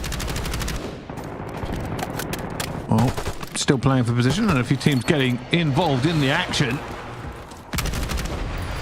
But I wonder if it is going to be a case of throw caution to the wind as this gets further and further away. And we consistently see first squad team picking up those early kills. Just watching the kill feed for the red again. Axis Daz is just finding them everywhere else. So another team that's had a bit of a roller coaster. Elite going up the squad, going into a fight now as well. And Tamale picking up some kills as well in the kill feed. Everybody just finding their pound of flesh. Already lost a team. Numbers will start to dwindle pretty quickly. I think in the first game, obviously, we've seen everyone starting to take their time a little bit, but already in game number 4, I'm trying, and unfortunately, I have actually lost my map feed, so we'll be keeping an eye on who actually just did get dropped. Some of the teams that are towards the top side, though, are still alive and kicking. Naya trying to find another kill up top, and does so. Shot's going to come in from multiple different angles, but teams just vying for that control right now. Squad 11 out. That's not good for them. Bergamini and Kill needed to continue to survive. They need to try and find something because weren't sitting in a great spot. That's a couple of games they've dropped out pretty early, sitting in 930 points. You ain't getting many out of this game. Yeah, it's not exactly what you want as well, but there's a bit of a fight brewing here. And I was talking about Elite earlier. I mean, not a great first game, better second game. Third game, lukewarm, we'll say. They really need to heat up if they want to put themselves in contention. They went from 14th to 6th, and now they slip back down a little bit. But everybody else is looking for the same thing, and here comes the fight, and Vale is going to go down before he can do any more damage. 60 Hertz is here, though. Gets the crack, doesn't get the gunfight. Naxu beats him to the punch. Ela up top, just surviving for the squad. And this is maybe the only position on the map, actually, I would allow the sniper to be a thing. Oh, absolutely drilled, and that should be the cleanup. Oh, no, he's going to get over the lip. And Done. yeah, it doesn't work out too bad up the top here, and I'm guessing this is what one of the plans is. You stay up there. Not only does it mean you're a little bit safer, unless you get time taken down. If you have a self-revive, you have a bit of an opportunity, but maybe, just maybe, you can clean up a little bit. I don't know if I love that adaptation, though, from Argon top, because for me, where they've really thrived is getting mixy. They've been putting up a massive amount of kills. I mean, look, if we look through each of the games right now, as gunfights starting to come on through. 21 in game number 1, that was second. 24 in game number 2, that was first. 23 in game number 3, that was first. They have the most kills by a significant amount. That's what's working for you. Stick at it. Well, it seems they want to be even better than they were before. Here comes the fight already. Come down and gets the first one. Second one, beautiful positioning. An absolute clinic in what you should be holding and what you should be doing. Made that look easy. And that is Argon top trying to get mixy and not winning a gunfight. Coney finding 2 kills from Team Elite. And you know whose hands this plays into? First squad team. Argon top, presumably Argon top is what it should be. We'll get that right maybe later on. It's Argentina, obviously. But for first squad team, this plays into their hands beautifully. Not many kills being made by Argent top whatsoever to kick things off. And you've got 6 kills if you're Padron already. You're vibing. Well, they're having a wonderful time as, well, just runs it into his teammate, almost chasing him into the wolf's den. But they are just consistent is the best way to put it, and consistent at this level is excellence. It's allowing them to shine here. Of course, there's only one team they're going to be chasing, and we'll keep an eye on that 2-horse race as it goes through, but this is sneaky. That Semtex is not going to get him, and look at this. If they see him, they will do now. Unfortunately, popped up at the wrong time, and everybody down. Easy gunfight win in the end. And they are starting to move very, very quickly. They're looking for the wipe on a squad here. They know there are players around. Reaper, only 1 kill to his name so far, and they are hunting, are they not? HXS, FPS, now in a world of trouble. Dip, diving, dodging, and diving. Wasn't quite the right term, Brycey, but we nearly got there. Reaper will find it. HX FPS will not be able to find that one. It does find the drop, but that will be that. Another kill on the board for first squad team. And they seem to have picked it up a little bit here. I mean, just the consistency with what we're seeing them in the kill feed. We know it's going to be a good game for them already. Can they convert that to a high placement as well? Well, they've done it pretty much every game so far. So, for me, they're probably already my favourite to high score in this one. Still seeing good plays coming in the other side, though. On top, really not going to let this one down. And, I mean, it's not terrible. I mean, they've allowed that player to sit up top for quite some time. And once they lost that fight earlier in prison, obviously a safe respawn, and we'll get the trade here. Unfortunately, not able to save the teammate, but it being Resurgent, won't be long before they're back. As long as your teammates survive. Anyway, it's kind of not on the numbers we've expected from 60 Hertz so far. 2 kills. Only 27 people on the map right now as well, with 10 squads remaining. And they're actually starting to get into a fight, I believe, with some of the other top squads. But right now, this is a big one, and they will find it. The big win coming in from first squad team. That was up against Selectus, and they find the win. They've got control of this side of the map once again. A side of the map that they've thrived in, a side of the map that really they've owned. They're going to have to start making a move, though. It isn't going to be in the middle of the zone, so you'd expect it to pull further towards the prison, which is looking more and more likely the end game we will be heading to. But plenty of time to decipher how that's going to go down. Strikes coming in over towards the harbour side. Circle closing. And number 3 is on its way in within a minute's time. Things are starting to get a little bit chaotic. Everybody just trying to do the very best they can as firing through the doorways. The smoke's already going to be out. You don't know what's going to be. And they're going for the dive. They're looking for the end. We'll get it. Teammates can get back up with that self-revive as well. And goes for the chow. We'll get the drop. Clean that one up as more smokes, of course, filling our screen. An easy 2 there. First squad team actually not quite wiping odds on top, but finding kills against them. And it feels like a bonus. It feels like an extra 0.5 of a point when you're winning that gunfight. Huge moment there. The 2 teams coming up against each other. I'm not too sure if they found the wipe, but then there's other kills going to go down on the other side of things. You could see a bit of a split here from first squad team. They're really looking for the kills. This is where the difference is made. Multipliers, and also just finding the kills here as everybody is being condensed. I can't see them on the map right now. I wonder if ours on top have actually been wiped here. I can't see them on the minimap. No, looking for team number 6. I can't see them towards the top side. Maybe this is the bad game. They may well be out. This might be the bad game. And that could be massive for everybody else who's trying to play catch up, especially for first squad team, who are the closest ones to them. Well, everybody trying to stay alive now. There is a bit of a curveball. We might see first squad team overtake them. Look at the minimap. I don't see one player alive from them so far, but yeah, and this is what could happen. You know, we spoke it kind of into existence.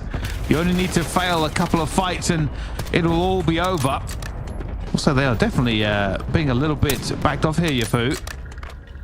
Sniping through the doorway. This is not going to give him the highest kills in the game. You're going to see that Justin is not exactly lighting up the leaderboards.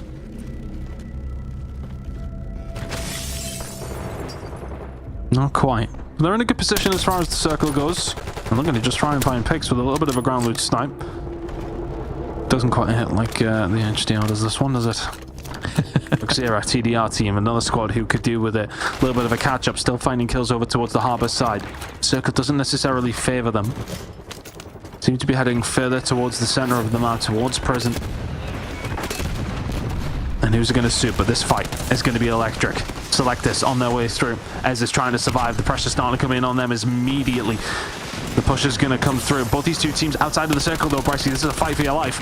It certainly is, and the smokes are in here as well. We know thermites have been popped at the same time. They're going for it. It's aggressive. Straight into it. Nobody knows what's going on. It's spraying, and it's winning there for Yafu. Only one player going to be left. You can see him through this. Going to be dropped as well as they continue to spray into the smoke. More players firing in. It's hit fire for days here as Squad 5 get wiped out of this game. Selectus could not get anything going there. That's a disaster for them. They're one of the teams who could potentially be contending for this spot towards the top side of things. A team towards that top side of being wiped out, and then you go up against Yafu, who have not really got things going here, to say the least. They're sitting in 10th and you get wiped. That was an opportunity to find kills. You found absolutely nothing but a grey screen. Well, this is certainly becoming a bit more of a game. Big hitters falling, other teams making those adaptations, looking for the win themselves. Infamous not in a bad position here as Boduk is just trying to thread the needle onto that one as well. They're going to have to make a little bit of a move here. They're a little bit lower down than some of the other teams, which means an uphill battle when they want to rotate. Good positioning here from Elite. The move is going to be made, but it is very, very dense considering Circle 6 is closing in 50 seconds. Team's just trying to establish where others are. Information is key. Plates are going to be super key. Gas masks are going to be super key for a lot of these squads. And numbers as well. So influential. Big push coming over towards the top side. Axe, can he find one? Yes, he can. Reaper will find another. And is that another web that's going to come on through? Yes, it is. First squad team are in a wonderful position. They are picking kills up left, right, and center. It may well be a lead change for them in the grand scheme of things, but they still need to keep it going. And we said they got some kills early. They're doing what they do best, late game as well, positioning over everything. And this is getting incredibly tight. There is a no man's zone in the middle. Reaper continuing to pick up the kills at the same time. HX FPS, they're going to have to try and make a gas play here. They do not want to go down. They are worried about this. Going to go around the outside. Maybe is there any cover available for them as fights kick off inside it as well? An ever-shrinking circle and guns in every window. That is going to be first squad team. They are ready. They are in the best possible position. And they will be waiting for anybody to make a move against them. Yeah, you can get up the ladder. They get the res off as well. Volta gets taken down. There are squads who are trying to chase being taken down by the team who is likely going to lead. They are wiping teams across the map here, Brycey. And once again, first squad team, positioning is key every single time. Run! Somali, you've just run! It's a gas play! They've gone all the way into it. They don't want to give them any more kills. They knew it was an untenable position. And first squad team will get the win again. They find themselves the perfect roof. They find themselves the kills. And rather than face them, the enemy team decided to run into the gas and say, no more for you. We know you've got this W, but we won't give you the satisfaction of our points. But first squad team, what a sending, what a game. I can only imagine just how high scoring that was for them. And I think the important thing for them was that Ours on Top did not have a good game. I'm fairly certain they may have dropped out in around 9th or 8th position, didn't have a great deal of kills, and that is the kind of game that can bring teams back into it. But the team who benefited the most was the team that was right behind you. I mean, it's a disaster scenario, but not the end of the world. But that gap will undoubtedly be in close, Bryce. We are nearly 2 hours into this show. It is still anybody's game out of these top two teams. Yeah, we'll have to find out. I mean, just going into it, I think you were right with that call. We saw them disappear a little bit early. How many points can you get if you only play half the game? Well, they'll be looking with bated breath on how this one ends up shaking themselves. But what it might do is tie things up or give us the lead change. For the rest of them, though, I don't know if that was a good game from anybody we saw to catch up. No, I don't think so. I mean, you've seen Selectus had an opportunity. Elite had an okay game as far as I'm aware as well. Obviously, we'll get everything coming through whilst we go through the break to figure out where things are lying. But I think the chasing pack didn't necessarily close too much of a gap there. There was an opportunity to do so. The only team who will be feeling positive about that one is first squad team with that another dub coming through, another really high placing. At the 4 games we've had, I don't think they've been out of the top 4. Phenomenal consistency from them. Positioning has been A1. The kills would have been there as well. That gap towards Ours on Top will undoubtedly have been closed.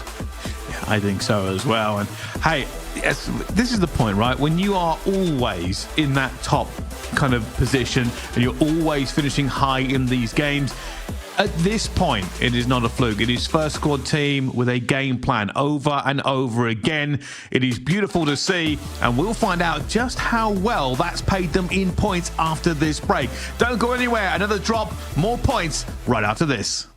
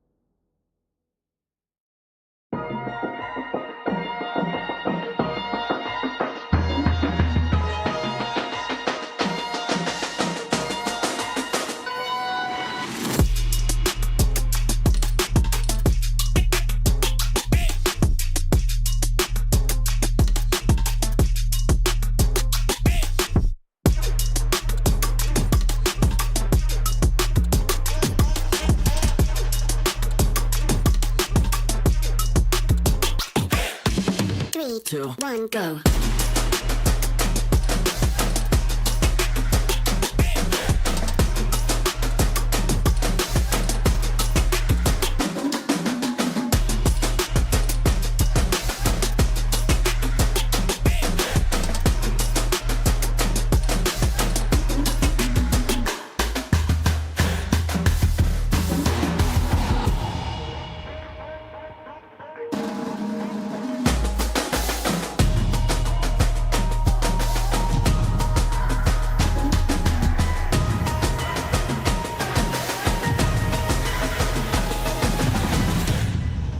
3, 2, 1, go.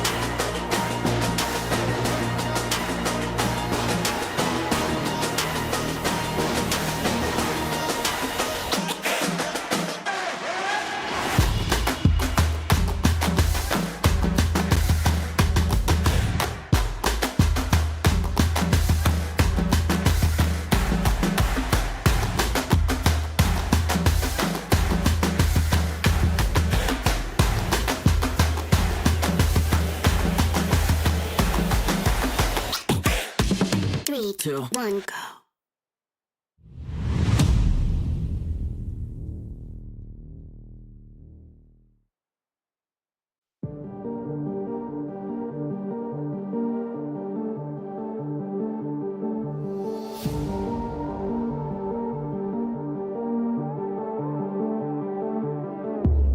Come into my world if you wanna see some action. Enter my zone, shut down the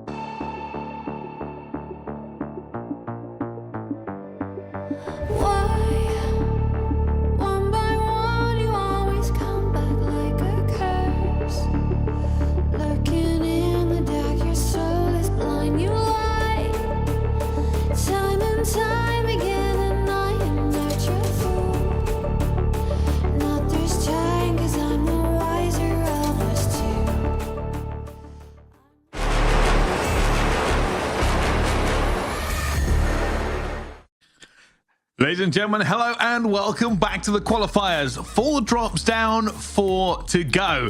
But that last one may have tipped the ship one way or the other. Some shocks coming through into that one, into the last few seconds of the game. And well, let's jump straight back into it. First squad team. What a rocket ship of a game for them. 31 kills, 49.6 points. But the bigger story here, Ton, is that ARG on top, not on top this time around. No, that is a big swing. You're thinking, oh, they're in a little bit of danger. If Argent Top can continue to put up these numbers, you're 20 points behind, you're not in danger anymore. This is what can happen. This is kind of what we've alluded to for some of these squads, sort of saying to ourselves, right, okay, it just takes one bad game, it brings others into it. But the thing is, first squad team were the one that was sitting in second. The other teams need to catch them up, and they've just dropped a 50-pointer on everybody's foreheads. Incredible work from them to find that 31 kills as well as the win. Sensational. And it could have been more. It really could have been more. You already seen Tamale, who actually ended up finishing second. They backed off. There was 2 kills potentially on offer. We could have been looking at a 50-plus point game. Argent Top would have been way further behind than they already are now. Argent Top were ahead by around 18 or 20 heading into game number 4. They now find themselves down about, well, positive 22. From first squad team after 4 games. This one is ebbing and flowing very, very nicely. It is. It still looks like a 2-horse race, of course. Now Arg on top will be having the first squad team have a bad game and give them the opportunity to maybe take that lead back a little bit easier. But also everybody else, realistically, number 3rd place Tamale, 66.2 points. A good score. Unfortunately, lagging behind. It's first squad team and Arg on top that are making everyone else feel a little bit lackluster in this. I mean, that's coming in an average of just below 20 over the last few. Well, it's sitting around 15 or 16 or so for the teams who are sitting 3rd and 4th over the entirety of these 4 games. And then if you look at first squad team, it's double that, right? You are 50% worse off every single game. You are going to really struggle to find that last spot. But we are halfway through. I say it's as easy as that to kind of come back. We were kind of having a bit of a discussion of the disparity between first and second, specifically in map number 4 there. 49.6 first squad team, Argent Top only with 8.4. So that's the difference if you are these teams who are sitting in 3rd and 4th, that you need to have nearly every single game now. And that's why it was so paramount. If you had a bad start, to not put yourself in this position, because now all of a sudden you are chasing, you have to do things differently. You can't just necessarily play the game you want to.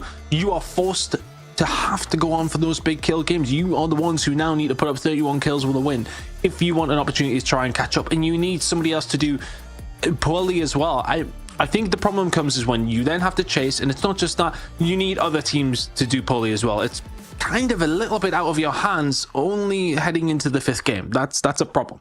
Yeah, that's a great way to put it. It's not fully in their hands anymore, and that's the biggest issue for them. I mean, hey, halfway through, and fortunes can change, and that's what they'll be relying on. Yet, if some teams can dominate the first half, some teams could dominate the second. But dominate is exactly what they will need to do. It is not easy. It will be uphill. But hey, dreams are made of opportunities like this. And the road to EWC awaits just one golden ticket to put everything on the line. I like this. Tamale are one of the teams chasing, and they've immediately landed with first squad team. They've landed on their spot. Headed over towards the control center, and okay, well, you've landed on their spot, and you may well just be giving them more points. Ropes Bahade already dealt with, and that is what can happen. You can start land towards them, you can go for the challenge, and then you get gunned, and you've just added fuel to the fire. Well, you challenge the ball, you're going to get the horns, and V1 is going to try and make this one. Definitely should win this gunfight. Easy pick up there in the end. Drop that player, and well, they'll keep coming back. One benefit for this team here, Tamale, is that they can keep racking it up. I don't know whether or not they'll be able to get away with this. Going to try and get the end as well. Beautiful play going through the smoke over again.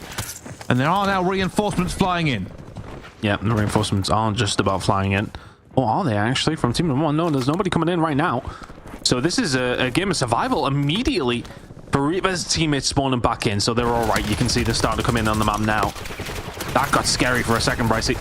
It certainly did. I mean, hey, that would have paid out amazing for them. And, well, that is the risk versus reward. They're doing the same thing now. I actually think First Squad are up in the sky, just being a little bit cautious about it. They're not worrying too much about this fight here. But, hey, Tamales went for it. They managed to get away with it. They now can continue to push this tempo into position that they've pushed that first team off. Got interesting for a second, didn't it? There was a moment where I believe it was Reaper was getting chased down, and he was the last one surviving First Squad team. They could have won out last with maybe a kill. That would have a very British there, throwing a cat amongst the pigeons, Bracey, wouldn't it? Yeah, it really would have as well. I think that's what they were planning on. I mean, I even think he thought about taking that gunfight there for a second because he had the advantage, but then realized, hey, wait a second, everybody else is down. If I die, it's done. And hey, consistency is always a bit better, so they'll stay alive to fight another day, even if they don't win that gunfight. Everybody else, though, business as usual. Clutch Gaming on board with right now as they pick up a couple of early kills themselves. They dominate practically the other side of the map. Teams just starting to establish themselves now after what was a bit of a chaotic start, but our top teams now, well, kind of in their spots that they usually would be in. Obviously, First Squad team, I think, you know, they're not necessarily where they want to be. They're further down towards the Dark Control Center was usually theirs, but they have been bullied out of it. The other team, though, that we want to keep an eye on is Sarge on top, and they are making their way over towards Control Center as well. The top teams are duking it out right now, Bryce. Fight's just kicking off, and this is the best part, realistically. Halfway through, hopes are still high. Everybody really putting their all into these games. They lock it in. That's a lot of fighting going down. As I think we haven't seen an awful lot of Il Chuo. They've not really been lighting up our radar. No, they really haven't at this stage. What they're sitting at 13, it's only 25 points to their name, and that kind of tells the story of how things are being going. You are in here with some serious demons, and it's been tough for them. Squad number 14, though, Nausenko have been wiped, and that is bad news for them. They were sitting 5th, and now they have been knocked out, well, pretty much first. In game number 5 here, that is not an ideal position to be in whatsoever. Circle 2 closing in a minute and 45 seconds. Team will start to establish themselves as we head back towards the middle of the map. Stronghold being cut off. Bioweapons already has been. Very much middle drops time and time again. This might be the most central we've seen a finish so far, depending on where this circle pulls. Stinks of prison. It stinks of prison, Bricey. Could be glorious, could be roof control, could be down fights in the middle. And wow, I say this, Selectus, there's a bit of a beating you've just taken. It's the same team that they went up against last time. Yafu have got their number. It was in the previous game. They looked to farm them over towards the living quarters, lost the gunfight. They've just lost to them again. Well, still fighting, and hey, wait a minute, Elite picking up a few kills there in the kill feed as well. And this is what they need. I mean, Coney already on 4, Aspis on 5, so a good 9 points already in the pocket. And still an awful lot of resurgence to go. There is a player in the water that I don't think they know that is there from El Chuo. There are players flying in. Just something to keep an eye on. I'm watching the map, and right now First Squad team are entirely split up. I think they're all just hiding, just trying to play a little bit of positioning. Reaper found one. Can he find the second? He cannot. He falls to Naz, who are actually keeping things up and roaring here. Naz will continue to survive. So he will fall. His teammates still controlling themselves, just sitting in corners by the looks of things. They're just playing survival right now, Bryce. They, after that start, it may have really kind of shaken them out of their groove, to say. I mean, we spoke about this a little bit in the earlier games. When you do have to come back pretty consistently, it can be difficult to get that loadout up and running again, and that's what it looks like they're having difficulty with. They can't get the gun to get back in the fight. They are not together. So it's really just hoping that they're better than some of the teams they're coming up against. More players have come down. It looks like they're getting maybe re-established towards the middle of prison. But this may be their bad game. It's feeling that way right now. But I think, you know, who you have to give a lot of credit to is fights now starting to go down in the prison yard. Still continuing to survive here. This is a big opportunity for one of the other teams to get themselves rolling. But I think the credit really has to go to Tamale to sort of say, right, okay, we're sitting in 4th or 5th place. We need to catch them up. Let's get them off the map. They really, okay, didn't get them off the map. They nearly did. But they disrupted them massively. Okay, they're still surviving. 3 teams have dropped. They're not one of them that has. There's still 3 players up on the map, but they have put them in an awkward position where they can't just farm and get themselves away. They may well go on to finish within the top 3 or 4 once again. That's kind of what they've been doing throughout these first 4 or 5 games. But they haven't been able to farm nearly as many kills as they would have liked to had Tamale not dropped them. That's something they'll definitely keep in mind as well in future games. Like, they'll know that, is this drop good? If it happens again to them, they'll be like, well, this drop might not be viable. It's really served us well so far, but can we adapt and overcome? Because it'd be the worst thing going into the second half to suddenly find that you're put in this position, and instead of being in those top spots, you're probably just fighting to stay alive. It looks like they're re-established, though. We can see there's a mini-map here, actually, kind of courtesy of Argon top. But again, get those guns, get that money, get in position. 10 teams left onto this one. As Team News look to try and make their way into prison. And the thing is, they're actually first squad team. They managed to find themselves a kill against Arj on top. They dropped a couple of them. So that puts them in an even better position. Arj on top of the ones that need to have a good game right now. They're not having a great game again. But there is still time. 10 squads remain. Still plenty of bodies to be farmed. But the problem is now for them is that first squad team seemingly have established themselves. They have put themselves in a spot. They are set in a zone. The rest of the teams are the ones still playing catch-up. Kills starting to ring on through for a couple of different squads right now, though. You're looking at Tamale, who are putting up some very, very decent numbers here, Brycey. They could be a team to keep an eye on in this game.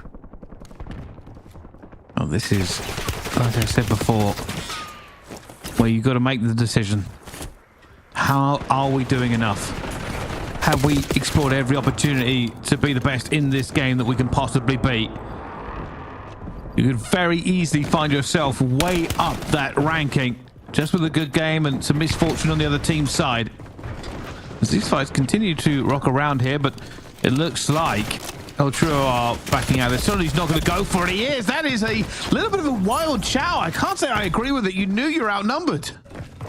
Look at the minimap in the top left corner. Team number 1 and team number 6, those two are the teams at the top of the leaderboard right now, and they can smell each other. There is potentially another team who could get in the mix with them, but both of them sitting in nice spots as far as the zone goes. I don't think they'll be going for any ruthless Charles just yet. You can see already that on top are just having a roam around. UAVs coming in, just getting the information that they need to as quickly as they can.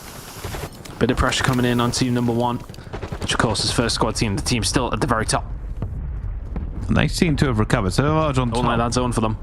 This is all going to be about that late game speciality. We've seen them in better positions. Can they find a way to get? They might hold this team off. I think they know the UAV must be in the air for them to take this line, and they are trying to hold them out. And Tamale were the team that challenged them off the rip, and now they're saying, oh yeah, you wanted control center control. Yeah, all the best. The thing is now for a lot of these squads that are remaining, Prison Roof is an option, and it's a good one as well. They're all starting to make their maneuver, trying to get themselves in a good enough position to try and establish themselves. If for a long time, Prison Roof was actually completely free, and now there's going to be a bit of a fight for it. There they go. They know Spike's going to be there as well. That is a wonderful chow out the window. What a wondrous thing to see. And they are really striking them down. They've taken a few more players away from them. UNTG did not know what hit them. Reaper's still surviving, but they're currently outside of the zone. The team that are inside of the zone, though, are the team who are in second place. Argent Top still starting to find some kills. They've now wiped in on the squad. Team now's done. Out on the mix in this game number 5. Should be able to make the move if you are first squad team. They're just trying to get themselves in a better spot, but Tamale still seemingly surviving. Keeping themselves alive. They've been in some fights throughout this game. They were potentially being held, but they found their way into prison. Oh my god, this zone. You can already see, actually, on the minimap, I'm keeping an eye on it, but I see all these teams inside of prison are now in deep danger. Life sentences incoming. If you don't get moving very, very quickly, Circle is going to start moving in 10 seconds. There are teams positioned down towards the dock side. This is a horrible, horrible position. Harbor is going to be an absolute chaotic mess. Oh, this is where it matters. Smokes in hand. Breath held. Every team ready to move. This team is moving late.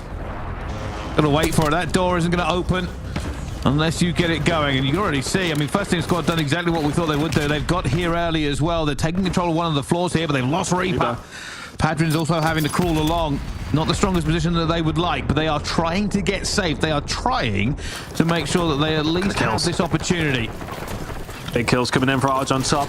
They were ones to move late. They moved just a little bit later than Yafu, who were in a really good spot themselves, or they thought they were. And now all of a sudden, Arj on top have made their move, but they're getting picked off on the way around as well. They have to be so careful. They managed to get away, slightly scathed. There will be 2 members remaining, but now they're in a little bit of a dangerous spot. They don't have a great deal of cover. 1 player comes back in. 5 teams remaining, all still to play for. Element's the only team with everybody up. Elite trying to stay alive. That trophy working overtime. We see Arj on top, going to be in the top left of the screen there. It's also going to be first squad team. They are right next to each other. Oh, wait a minute. Arj on top actually have all 3 players. I thought they had lost one on that rotation. It's still going to be there. We see Elements looking for it. Get those boxes out of the way. Thread the needle. Trying to lock anybody down who moves into it. That circle will go to the benefit of Arj on top and first squad. And Elite Sports are going to be there as well. Padrin finds Aspers. That's a big one for Elite Esports. If they can find it, they find nothing. Big kills coming through from first squad team. It feels like they've been fighting off the back foot the entire game. They may well now be the ones in a position to win it. I love this movement. I love this move from Arj on top. They've went high. They are holding everybody at bay. They definitely have the advantage against first team squad. This should be their game. There's no way really to get them out of this when the nades are just throwing up there at the top as well. They are in some trouble. Few plays have definitely been ripped off, and you can see they're already trying to manage the resources they have. They are in so much trouble. They're going to drop the money there at the same time. They're going to play for this one, but Padrin picks off one. EIA2's gone down. Players going to be on the line here. They don't know they're here. It's sneaky. It's everybody on the bellies. It's a finish here for the Snakes as everybody throws it as well as 60 Hertz gets one. Vale is trying to get Padrin. It's a crack. It's a drop. And it's first squad. I think you should have the advantages. Goodbye, 60 Hertz. Runs into the smoke. First squad. Bad start. Great finish. Another Warzone victory for them. Another game where they're both going against each other to the bitter end. It got so scary for both of them towards the end, and it was just a drop. I think they made a move, potentially to go for a buy for something. I'm not too sure they would have wanted what they should have needed in that scenario. The first squad team, it was Padrin who picked the first one off, and then they crumble from there. Considering the start they had, they nearly went out within the first 30 seconds. They come all the way back and finish in first again. Well, that is crazy for them. I'll be curious to see how many kills they've got here. I suspect it'll be a little bit off the pace for them. But the most important thing is going to be just how big is the difference between Arj and first squad team. They've been battling back and forth every single second. It ends with them. There was another team in the blender there, but with all the smokes and the gas, who knew what was going on fully? I think Arj on top were worried about resource management. We could see when we jumped on board with them, plates were lacking. Yeah, I think that might have been the scenario, Brycey, that we're talking about, is why they maybe made the move for the buy. Maybe did they think, get the cash? I potentially could, I mean, would he have had enough to maybe make a move, make a gas play, and then go for the buyback for a little bit of a hang at that stage? Potentially, that could have been the play. I mean, it's a risky one to make, but I don't mind the comms in the heat of the moment to be able to go for that call. But that is a one that I think if you're Arj on top now, you allow first team squad to extend the lead further. You would think, okay, yes, you are right. They probably didn't put up as many numbers as they had done previously, but still getting the win isn't necessarily about the points that you get yourself. It's the denial of the catch-up that Arj on top potentially could have had there. Then not closing the gap with that second place. You would like to think it's been extended, and that's massively important for first team squad.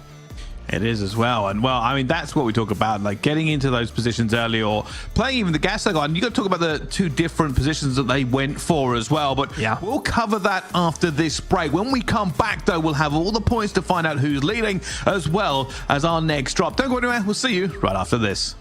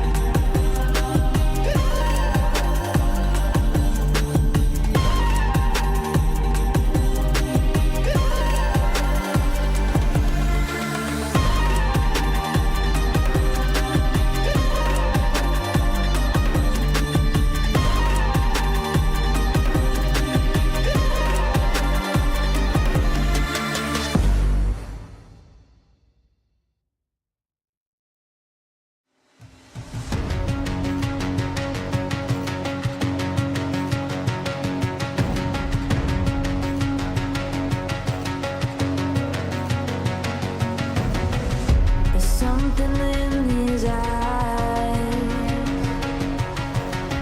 There's a storm within, but it's written in the sky. Let it break me till it's over. Won't let it shake me, no.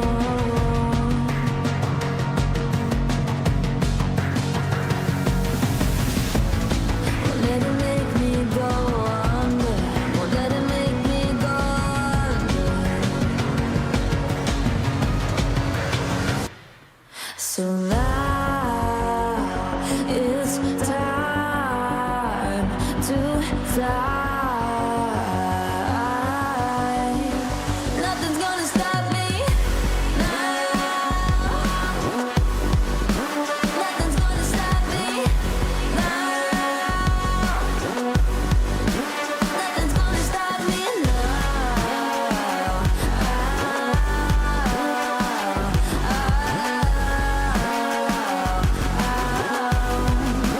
Nothing's gonna stop me. No one will ever get left behind.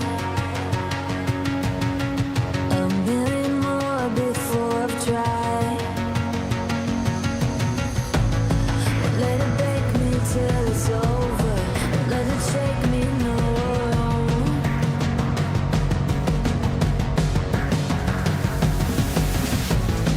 Let it make me go under. Let it make me go under.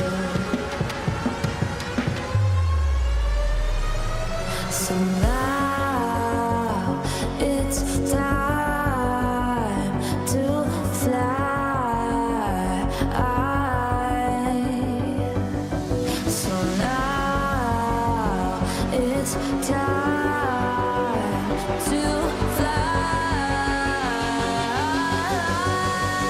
Nothing's gonna stop me now. Nothing's gonna stop me now. Nothing's gonna stop me now. Nothing's gonna stop me now. Nothing's gonna stop me Nothing's gonna stop me Nothing's gonna stop me now.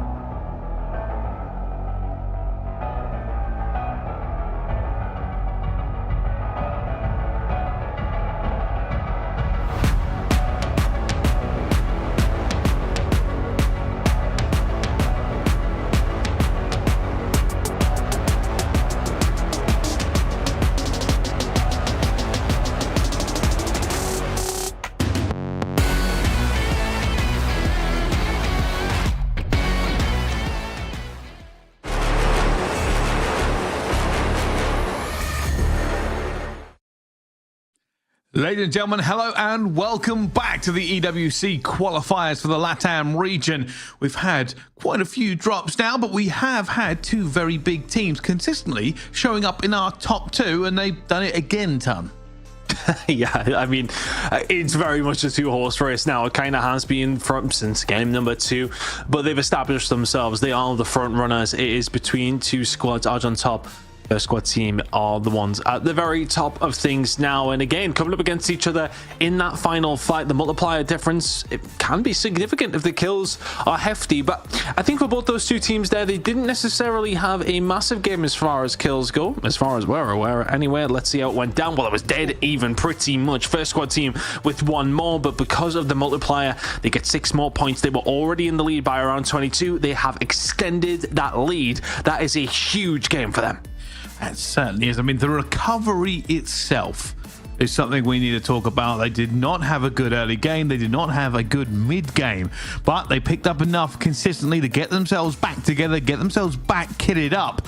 And truth being told, you could kind of say the same thing about ARG. Elite Esports, though, making a show again, one to the top of our list here. They seem to be having a roller coaster of a day. Sometimes they're here, sometimes they're not. The problem is going to be is that while, you know, having this good game and rocking up the leaderboard for them, it's not really putting them in contention at all. No, it's not enough to really get themselves in and among the mix. And you think of Tamale, the team that did drop on first squad team, maybe make their lives a little bit more difficult. They didn't finish off too well. They're still sitting third, but that gap is growing, not just from first to second, but second to third as well. I want to say that it is this 2-horse race now, isn't it? But even to the point, the first squad team are starting to get away just a little bit. 28 points is the difference with, what, 3 games to go, Bryce? Yeah. Is very, very achievable. Okay, they need to beat them by just under 10 over the next 3 games. Realistically, do Arch on top need first squad team to have a bad game? Yeah, I feel like they might. They do. One thing you will say about first squad team in this instance is that they are consistent. Over and over again, not only do they find kills, but they find themselves in the final circle. And when you put those two together, then they have not only a high ceiling, but a very high floor. It is difficult to see them really having a bad game, or at least not bad enough over the next 3. I would say that no matter what happens, if they don't fall at a hurdle, then they'll consistently do what they've done the entire time and put up good points. For Arj on top, it's go big now, go home, and also hope for a little bit of luck. I wonder if it is getting to the stage where Arj on top need to drop on them. They need to say, do we go for the bold call? Is it maybe too early for that roll of the dice, though? You're running out of time, but is it maybe a game or too early? You need to maybe just have yourself a good game. Do you still just play your game? And that's the beautiful thing that we think with Warzone, and when we discuss these points and everything that comes down to it, is when do you pull the trigger to try something different? You're getting into that kind of situation if you're on top here. You're having to rely in a certain sense that first squad team are not going to be there with you towards the end, and that you have to get towards the end with a decent game. We know they can put up big numbers. What was it? First squad team put up 49.6. Of course, that has been the most when we've seen lobby number 4. For Arj on top, what's the most you managed to put up? I'm just having to read through them. I'm going to peek around my screen. 38.4 is the most points you've been able to do. You are 28 behind. If you can put up a game like that, and first squad team can drop themselves another 20 point there, like we've seen in lobby number 2, there is potential for this comeback to get going pretty quickly. Well, we will find out. Starting on board, though, with selectors. They're dropping here, and it's not busy. Already, that's a very fucking quick kill, and, well, just picks it up unbelievably fast. Just really threw down. No challenges coming this time towards control center. First squad team are very much there on their own. Starting to establish a little bit of control. They've actually gone for a little bit of a split off as well. Just trying to get more control of the dock side of the map. But for the side of Arch on top, they've went more for a prison drop, so they're trying to get a little mixier than they already have been and already finding some kills as well. So it's a nice stop from them. It's now looking for kills as well, but nobody can be in the area. Just locking it down and finding everything they can. Ready for war here. With Cypher in hand. A little bit of a swim here for Elite. There's a lot of teams, actually, and it depends whether or not they're going to pick up on it. There is 1, 2, 3, 4 teams down from living quarters to stronghold right now. And the circle is very much pulling north towards bioweapons industries. Those squads down towards stronghold, if they do all continue to survive, are going to be in a very dangerous position when they have to make their move. And you can already see actually on the minimap, you're going to see them coming into your shot as well towards stronghold. Team number 1, first squad team, are getting very, very aggressive. They're getting active towards living quarters. They're looking for kills. And that's what they need. They're finding them. Padron's found one. And the aggression may well pay off. They're going up against team number 9. They're going to go up against Yafyu, who've actually managed to deal with a couple of challenges on a couple of different occasions. This one might just be a challenge too far. I will say one player I've been impressed with pretty much this entire time is Vale. Normally when we see him doing an incredible amount of work, and it looks like tempted to call in a cluster, but I think EIA2 was also thinking about it. But all this time, whilst they are trying to pick a team off the top of prison, the team you're trying to chase are hunting teams down. First squad team are heading over towards the stronghold side of the map, and they are looking for more kills. They know there are players there. They've left one player over towards the control center to just keep things alive and kicking, and the other two are looking for kills where they can find them. There's 2 squads over towards the stronghold side, and they are trying to find them and farm them as quickly as they can. Padron has fallen though in that moment, so they may well not be able to bite off more than they were hoping to chew that. B1C. I think that's the adaptation. Wait a minute. Tumultuous drop and looking for every single direction, and can't find any more against News as they drops into prison. Probably the worst case scenario. Thought, hey, I could drop here for a second, and finds bodies all over him. Sorry, Bryson, what I was going to say, you know, for all we're saying about these teams who are finding themselves in a tough spot and have to play catch-up, the same could be said, the shoe is on the other foot, for the team who are at the very top. They don't necessarily need to get too aggressive. They don't necessarily need to chase kills too much. An okay game in the top 2 or 3 for first squad team right now is fine. Just can't have a disaster.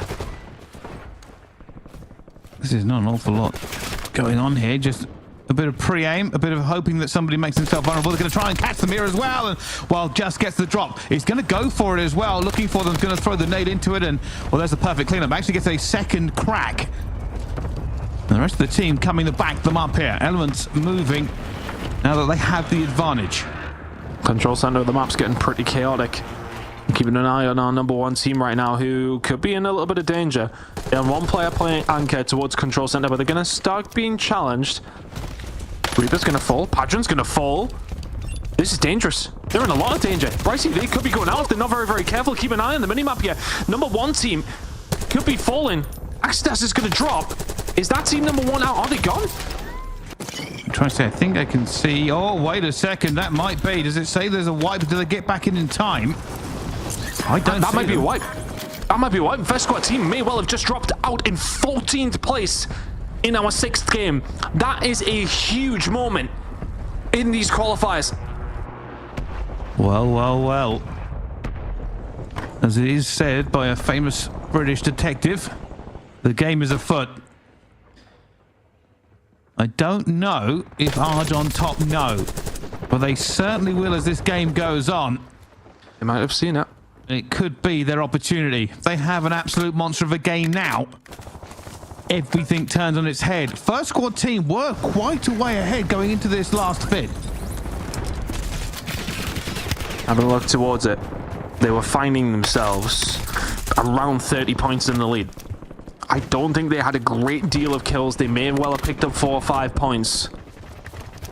And if that is the case, a decent enough game here from Orange on top will put them in a really good position, but they still have to execute, as it's just done sensationally to find 2 kills there.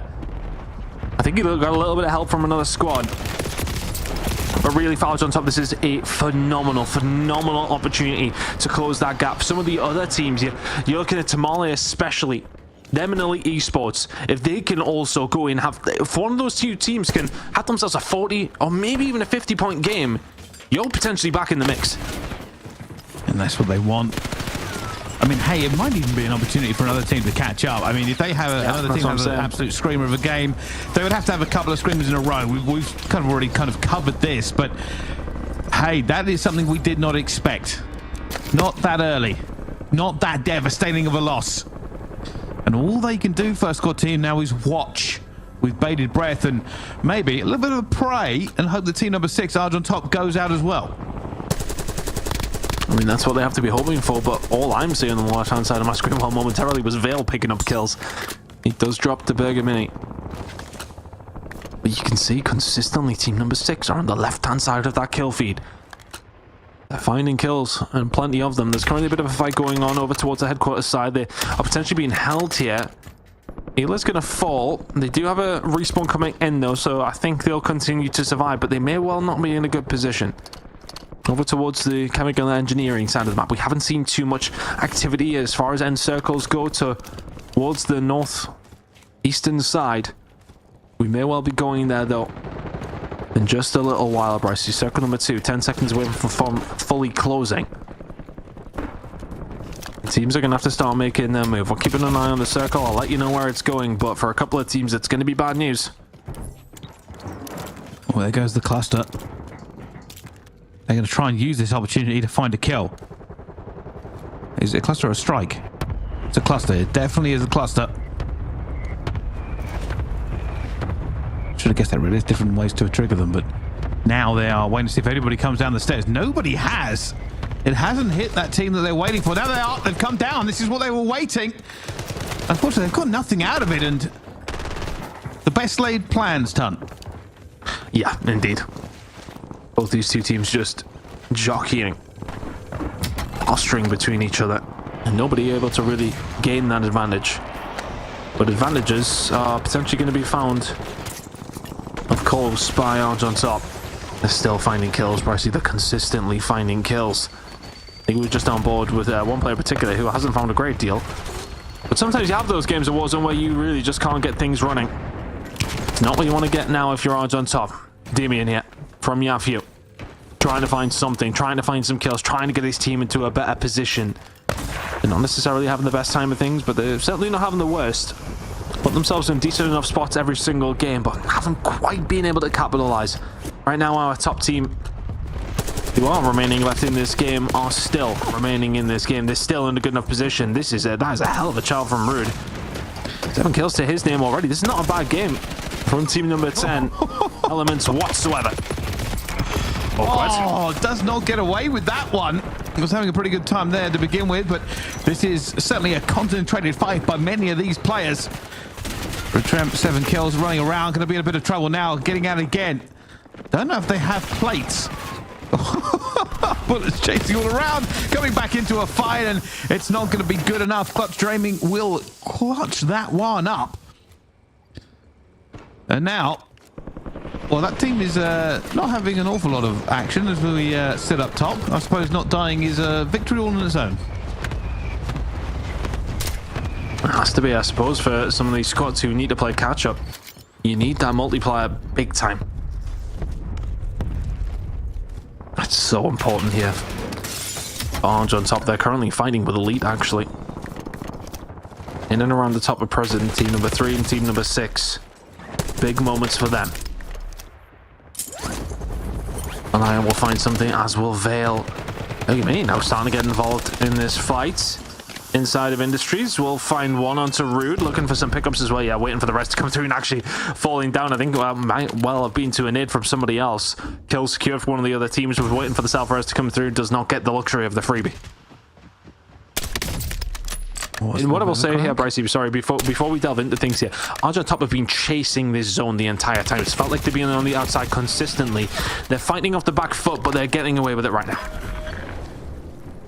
And well, they want a monster game, and they're going to hope to get everything done here. 9 teams left, 22 players, and well, this will be one less, surely. Bit of a swim off, bullets into the water. It's gone real deep. Able to get away with it.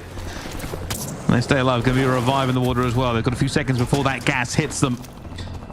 And now everybody go for a bit of a rotate. Industries is wide open for these teams to collapse on. Of course, they won't know that. We know that because of Codcaster. But everybody holding everybody else. Elite actually managed to hold them off. Lion 60 Hz are being dropped here. Arj on top's game is looking very, very dangerous. Bergamini now in a bit of a difficult position. He will get taken down. Arj on top just still trying to survive right now. Yafu haven't got anybody held here. They're just trying to regain their position, put themselves in a good spot to try and find a win. Gas plays now starting to be made by Arj on top to just try and survive. Yafu in a really nice position for this end circle, though. Big fight going on the outside. Vale will find out Aspas. 60 Hz will fall. Vale gets that one secured. Some more points on the board, but big fights going down on the outside of prison.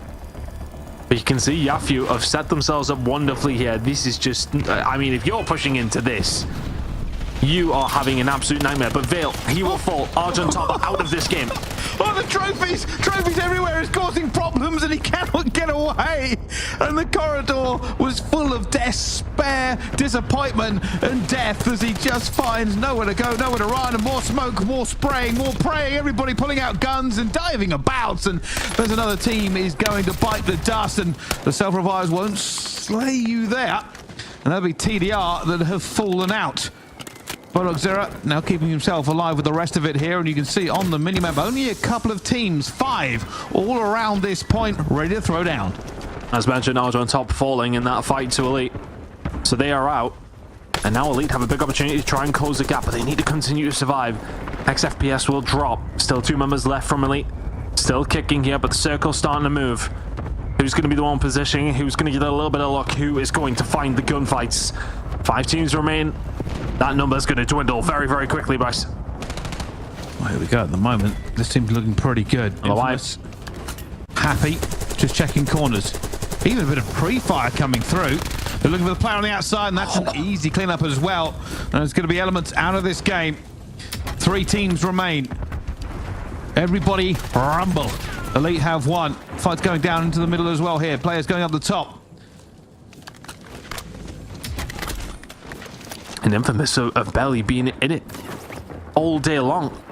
And they may well be the team in the prime position to close this one out. Elite are in a good spot as well. For Elite, this will be massive for them to find a win. Sneaky, sneaky. Everybody here. Just trying to keep an eye. Nobody wants to be the team to make the first move here, of course. Clarifiers just not in the greatest position, outnumbered, caught between 2 teams as well. The gas is shrinking. Oh, there's coming a streak. Surely this gives them the advantage. It's going to be so difficult for them to lose from here. You would think so. Team Elite are trying to make a bit of a glass play, but here it goes. Team Infamous trying to get in amongst that rumble as well. Clarifiers may well be the one who spoils the party, though. He's found 2. Crisis with a drop as well. But who's going to be the last one standing when it all comes down to it? It is once again Team Elite. They find it done, and they were the team who, Brycey, they were sitting in 4th and just found the win. After 1st and 2nd, didn't do a great deal. That might be their opportunity to catch up and put themselves in a good enough position to put a bit of pressure on. They certainly weren't. Well, it's a big finish from them in the end, and we'll find out how that impacts the score. Late finish is always going to be good for them, but you have to feel a little bit there. Boulevard decided to make the flank play, and as he did, Clarifiers struck and took them down. But again, we haven't really seen Elite Esports this high in any of the games. I mean, they've had good games. Have they had a generational one here? Because the bad games have basically dictated where they're sitting in our rankings, Ton. I mean, remember they had a 1-point game to kick things off. And look, we'll get into the standings after a break, obviously, to see where things lie. But that's definitely going to close the gap between the top 2 and Elite, at least anyway. But how much is the gap closed between 1 and 2? Because first team squad were in a very, very good position, about 30 points in the lead. Barely got anything there. They were the first team to drop, Bryce. They got nothing. So you look at odds on top, what were they able to get to close that gap? Were they able to close it enough? Because the opportunity was there, but did they take it with both hands? I would argue they didn't. Well, that's the key here. Did they get 15 kills? Did they get 10? Did they get enough for multiplier? Yeah. The multiplier was still pretty early. I think they've closed it. I would be probably a little bit surprised at the lead change, but hey, I mean, we'll find out. We will find out. I mean, I think it was quite a significant amount of difference, Brycey, to close down. What was it, 30 points or so? They would have closed it, but I'm not sure if it would have been enough. I certainly wouldn't either, but we are entering the last throes of this. Of course, a couple more drops to go, but who really comes out on top for this one? Thrills and spills, scores, points and kills. All of this and more after the break. Don't go anywhere. We'll see you in just a bit.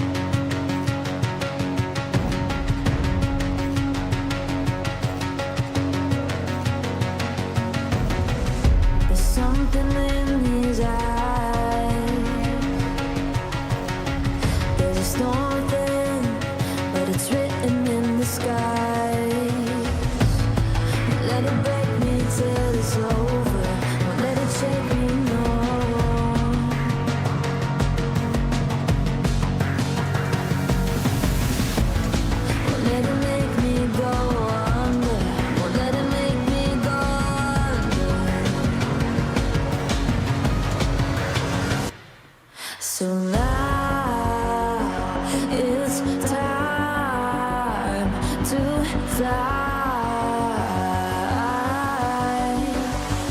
gonna stop me now.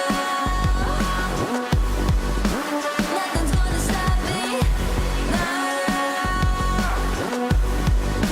Nothing's gonna stop me now.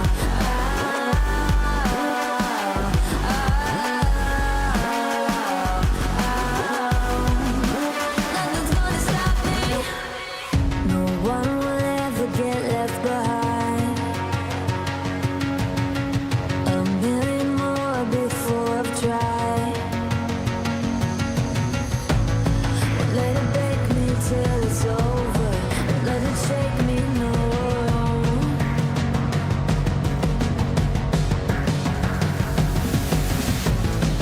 Let it make me go under. Let it make me go under.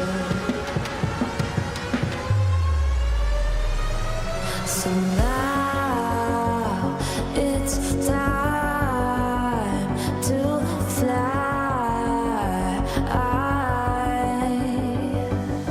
So now it's time to fly.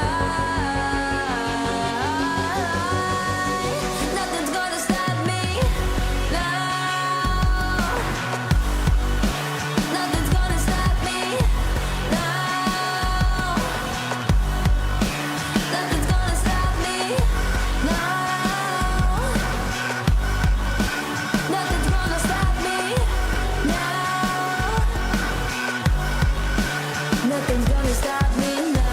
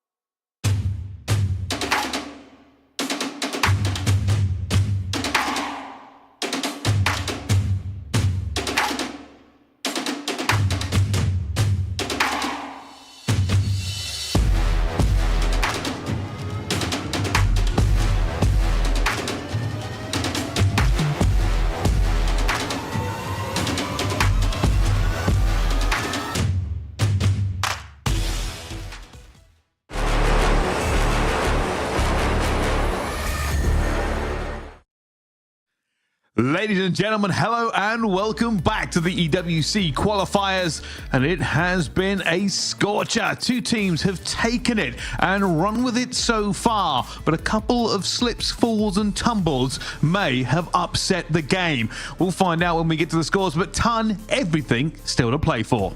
Everything very much still to play for, and I'm an excited man right now because I am privy to the information we're just about to get a little bit earlier, because odds on top may well have not won that game, but they had the most points, 22 kills, and I believe they finished in like 6th or 7th. Like, if they managed to put themselves at that very top spot, that could have been a massive game. But still, for them, the most important thing to note here, yes, okay, Elite Esports were the ones who had the 15 kills. They went on to win the game.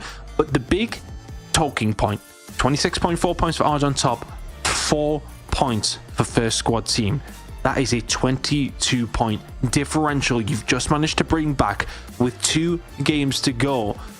And it leaves our overall standings, Brycey, in an extremely interesting spot. Oh, it certainly does. 6 games down, 2 to go, and this is how it's looking. First squad team, 113 kills, but 172.6 points. Art on top, very close now, 165.6 points. And in Esports, rocketing back up to the leaderboard there. They're getting into bronze position. Unfortunately, with 2 games left, it's almost a jump too far. They are 60 points clear, but it really is about 1 and 2, just 7 points really separate them, and for them that's pretty much a laid-back game. Yeah, it's going to be really interesting between these top 2 teams. I think, you know, barring first squad team and Arj on top dropping out very, very early, that's the only opportunity Elite Esports have. They need Arj on top and first squad team to have an absolute stinker here in map number 7. and then they need to have a generational 40 or 50 pointer, put them within touching distance, but even then that would maybe not be enough. It very much does feel like a two-horse race here, Brycey. I'm not like entirely counting out Elite Esports here, but they're the only team who could potentially catch up, but it would take something monumental. I think, you know, whilst we're still touching on Elite Esports, I think for them, they'll look back to that game number 1 with that 1 point. And, you know, if they find themselves like, what, a 20-pointer or something along those lines, you are within 20 or 30 points at that stage, and you sort of say to yourself, okay, well, we can catch up here. This can actually be done. That 1-pointer in map number 1 has absolutely killed them. Yeah, I mean, this is the thing. Elite have looked good in the games that they looked good in. It's just, I think it's that first game with the 1 point, and there was another game, I think it was game 3, where they also kind of had a little bit of a shaky game. And yeah, a bit more consistency and a bit more points on the game, and we would talk about them as maybe they could just make it. I mean, don't get me wrong. Anything could happen. They could find their way into that top spot, but it would rely on incredibly bad luck from our top 2 squads and them having unbelievable games. It would have to be something that only legends and myths are made of, and maybe that's a step too far for a qualifier. Yeah, I think it would be, but I suppose, you know, shoe on the other foot, if they hadn't had that first one, you know, you say, okay, maybe they could have been caught up and maybe they could have been a better squad.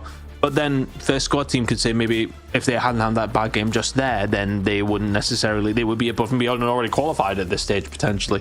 It's all ifs, buts and maybes, isn't it? I think that's just not how it works in Warzone. It is very much about being consistent. It just matters about the kills and the points you're going to find in particular games. Now we are at the stage though where it is very much coming down to the wire. We have 2 games remaining, and there are 7 points splitting our top 2 teams with only 1 spot up for grabs.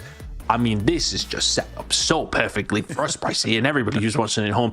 This comes down to the literal wire. It does. And look, we've got to be a little bit greedy now, right? I want the last game to matter even more. I want the 2 teams to be close, right? I want them to be drawing heading into game number 8, Brycey. Drawing nothing less. It's selfish to want it, but if you could both have middling games with roughly the same amount of points, that would be wonderful.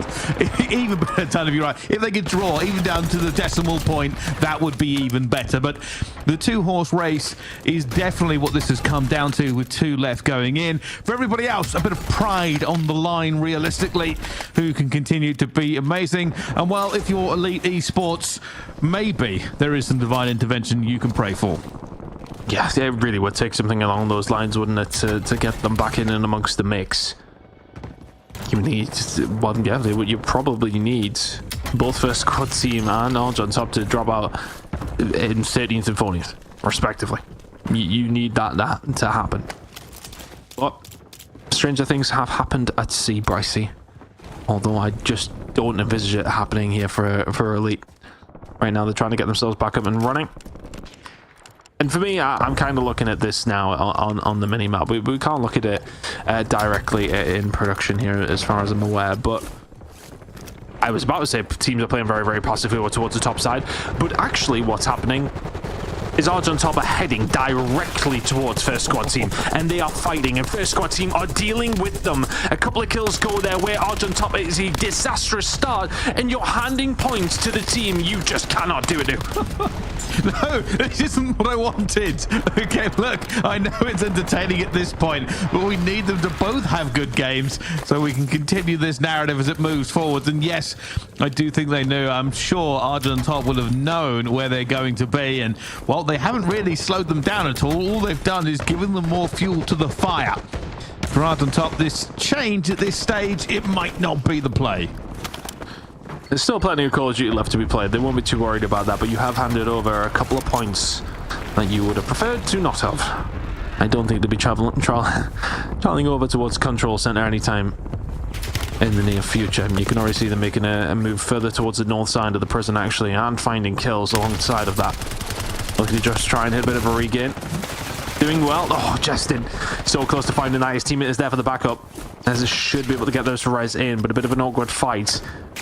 You've now got Arj on top very close to you as well, and the shot from Ez's 60 Hertz has been dropped on his backside. But more kills coming over there, actually from first squad team. They've actually found another kill onto another member of Arch on top, and they are looking to end it in game number 7 as quickly as they can. This is all heating up. Everybody, pull out all the stops. If you're one of the lower teams, you've got nothing to lose right now, people. Have a good time. That's really what you'll be playing for here as well. We're already finding a bit of a fight there in the water as that gets third-partied as well. It's rock and roll all over Resurgence as everybody goes to work. Adrian finds a freebie as well. Tamale dropping in over towards first squad team and almost feeding them the kills out of thin air. They're getting something going though. Every single point here for Arch on top is massive. They just need to establish themselves. It's the final circles where you're going to find a lot of your points. Okay, you can chip away, you can find plenty here, yes. But as far as the big kills count, you're talking about multipliers. You're talking about putting yourself in a position where you are able to farm people off in bad spots. It is so down to positioning here for Arch on top. It's something I don't want to say they've struggled with, but it feels like they've been chasing their tails. Right now, they're not in a bad spot whatsoever. It looks like prison is where we are going to be heading. We haven't really had too much of a heavy middle prison finish. So many floors, so many different places to be in, but these are the kind of kills, if you are Veil, you are just thanking the stars for. Looking for it as well. That's a waiting for that player to get back up. Not going to happen. I wonder if he just keeps on making this move. I've been a big fan of the gameplay throughout this entire tournament as they go. The IA2 just holding the irons. Coney basically just runs underneath him. We're going to get away from it as well. Just keep an eye on that mini-map. It looks like first squad team have moved closer into the middle of the map by headquarters. They're having a bit of a fight there. Arch on top there, just making sure their players are staying up. 60 hertz, new lease on life. Veil has 4. 60 hertz definitely has a couple as well. Not been a bad start whatsoever. First squad team now fighting it out with Tamale, a squad who decided to push on top of them pretty much immediately. I think it was in game number 5. They lived to regret that decision. Padron will find one, and that might well be them, yeah. If you're V1 CSS, you just need to get the hell out of that. Just survive. Resurgence, everybody's going to be back up and running very, very quickly if you do your job, and he has just done that. Blast traps going down. Nobody enemy caught yet. Sniper holding this one. That is an angle. But Bodog Zero not going to be happy. There's a player behind them as well. He's going to fall down for it as well. And this is what we said. Sometimes the sniper isn't the best option. It takes away one of those slots that could be used for maybe something a little bit better. And now they're finding themselves in all kinds of problems. Infamous, they did well just a few games ago. Now struggling to stay alive. Tough spot to be in. One's up top here as well. Good position for them down the living quarters, but they're probably going to have to pull over towards the prison side of the map, you would think, and it is a little hill to climb. We know how much verticality can really play into how these fights really do go. And where all these teams are down towards living quarters, you would like to think is going to be a bit of an issue, but the shots from Bodog Zero are not. HDR very much on point, Bryce. Looking nothing like mine or yours. It is, but again, this is the case of find the snipe, don't get the kill. Unfortunately, damage and assists, it doesn't give you points. I'm surprised his team haven't capitalized on it and maybe tried to push the building with the player down. At the moment, Infamous staying alive. They're picking up kills occasionally, but it isn't really a record-breaking pace. And speaking of which, we've just seen Padron pick up one in the kill feed. They're still alive and gunning. Yeah, Tamale actually out of it entirely. Padron deals with the last one. Now they're finding their way over towards the dock side. They've got a couple of players over towards the ship, just trying to gain some sort of control. Prison control is currently being fought over between Elite Esports and Arch on top, so the teams in second and third, as this fight continues to go down in the living quarters. Axad will find something else. Squad number 13 wiped. The numbers are starting to dwindle.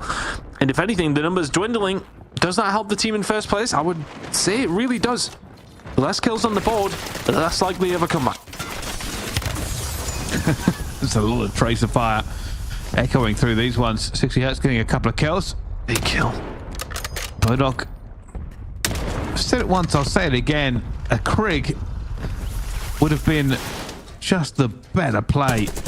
But hey, doing okay so far. The rest of the team got this rifles out as well, but maybe they combine with him. He gets the pick, they finish it off, or at least put the damage down, but now they're in a bit of trouble. This is not the highest roof involved. No, my goodness. They get obliterated by Selectus. Just a tough spot to be in. You're in a fight for maybe just a little too long. And all of a sudden, teams will start to sniff you out. We've all been there. We've all been chasing teams down. We've all been in positions where we think, we've got these kills, no problem. Third party comes roaring in. Vale went a little bit of a solo mission over towards the harbour. Wasn't able to get anything going, so back towards the headquarters we go. Elia, though, does actually have a couple of members of first team squad in his sights and maybe needs to just continue to survive here. This is a dangerous spot to be in, Brycey. They're about to run into each other. Is this a big moment in this game, Elia? Can he find the kill on the Padron? Yes, he can. And he's going to get out scot-free. Needs a little bit of help with the rest of his team. And they're starting to converge over towards the control center. Arch on top smell blood in the water. They do, but maybe not as much as this fight going on. Thermite's on the roof. It's like, do I go up the ladder or not? Do I keep going around? You can't take this fight. You absolutely cannot take this fight. You will lose it if you go on the ladder basically every single time. The gas is now pushing in as well. And this is just frustrating. You can't go up. You're worried about them looking down. The smoke's up there already. He's got up there the ladder. He's actually managed to do it. He's got up there. He's snuck, but not quite enough sneaking as that player gets away, and now he's dancing around the smoke. It's just not the kind of fight you wanted to see, and he's actually jumped off, and that is just a disaster. He fell off, and he's broke his legs. Brycey, it's criminal, to be honest with you. After fighting for that for so long and to find nothing from it is got to be disappointing. Circle's starting to get significantly smaller, and it's going to start closing in as well over towards the prison side of things. Right now, to be honest with you, odds on top of the ones in a prime position. Headquarters control, front of prison control is very much there. Elia has been dropped though, and they're going to go for the push yet. 60 Hertz with some brilliant shots on the Reapers. Can they find further? Can they find a drop? Not quite. Everybody alive and kicking still. They're in a really good spot for this zone, but I tell you who isn't. First squad team. They are stuck in between a rock and a hard place. Wow, 60 Hertz, 7 kills, but an absolute laser. Here comes a bit of a move. They've all stacked up here for this one. Everybody going for the reposition at this point, as there are a lot of players outside, or at least on the edge of this circle. They now move in. News will know a player's going to be here, calling out the teammates as well, trying to get away. Selectors player running for their life. Cannot get away, surely. Bullets just popped into every single joint, but nobody able to get him until the end, and that Selectors out here. Odds on top are getting very aggressive. Vale will take down Axad, and there is a big fight going on in the grand scheme of this qualifier. Team number 1, first squad team, have been forced back to control center in the gas, and they are just trying to survive somehow. But they may well be going down. They may well be going down, but they survived long enough to get the resurgence in. One player is going to be able to get themselves in the zone and try and play for placement potentially, but that could be a huge moment. All 3 players now back up and running, and look at this zone. There are still 7 teams remaining in a very, very small area.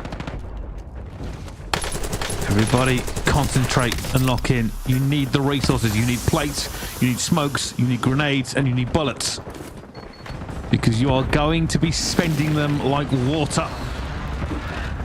Everybody is close. Everybody is deep. Arj taking a few strikes there and staying alive. This is still the preeminent position. This is in such a good position. First squad team have continued to survive, though. Everybody back up and running momentarily, but Revolta is actually going to find a pick. Axad has been dropped. This feels like Arj on top's game to lose, and who have they spotted? The team they're chasing. Padron will fall. This is a huge moment. We may well be heading into the final map, Brycey, with it all to play for. Oh, look at the amount of kills as well. Yeah, too has 8. They're still alive. More clusters on top here. This is the problem. While you are in a great position up top, when everything starts hitting you from those streaks are in a bad position. It's also the furthest to drop when you want to get off here. So this could go great or this could go terribly. Smoke's already pouring out from many players, dropping those tacticals onto the map here, but they might be able to pick up a couple. Gas players coming in. They do have some gas masks. They do have some self-revives. Everybody moving for it as well, though. Keep an eye because first squad team are also going to be here. They've moved fast. They've moved first, and they are going to be the furthest into the gas at this point. They managed to get away though. Odds on top have managed to make their move, but have some of them started to drop. Elias too will find Revolta. First team squad still alive. 4 squads remaining. The only one remaining. Oh, how on earth is this actually went down? Veil will fall to Reaper. It is a 1v1v1. The gas has jumped off. Will fly in. Surely it's just somebody's going to just pick him off. They are. They are down to 1 versus 1. First place and second place. EIA 2 against Reapers. Knows who's going to be. The blaster going out here as well. He has the advantage. He has everything for him as well. And EIA 2, 10 kills, first place. Does that give him the victory in the end? Who knows? Who cares? What a game. Incredible game from Arj on top. First squad team did so well to survive as long as they did. They were fighting off the back foot the entire game. But Arj on top once again will find a win and find a big game when they needed to. They will be heading into this final game, and Bryce, it is going to all be to play for here. Both these two teams are going to be within spitting distance of each other. They certainly are, and I gotta say this, first squad team are like cockroaches. I'm convinced they never seem to have players in these last few games. They're like, we've lost everything. We've got one player floating, and then suddenly you find them in the final circle. 2 of them have managed to get in a great position, and they almost pull off the victory again. But it's Arj on top who win that one. I mean, that comes down to the utility, doesn't it? Having the literally in that moment, the drill charge, to have that there in the cover that you have. And that's going to be the difference between quite a few points, because I think Arj on top we're putting up numbers, Bryce, and to have that multiplier, they very well could have the lead heading into our final map. Oh yeah, they were finding kills as well. We said it earlier on, they were in a great position, just picking off players. Maybe didn't get as many as they wanted to on that final rotation, but the play through the gas, it worked out for them as well. They managed to get that W in the end, but hey, it was certainly chaotic when you got to pull right over the top of Prison, and they had to make a choice. Do we go all the way through, smoke it and float, or do we go into the gas? And when into the gas, it almost got them killed, but not quite. And hey, not quite is good enough, Ton. Very much good enough. And I tell you what though, Bryce, we said before this game that we wanted to be very, very close heading into game number 8, and I think we got our wishes. We got one more map, Bryce, and it is very much all to play for. It certainly is. 7 down, 1 more to go. 2 teams in it to win it for EWC. All that and more coming up after this break. Don't go anywhere. We'll see you in a minute.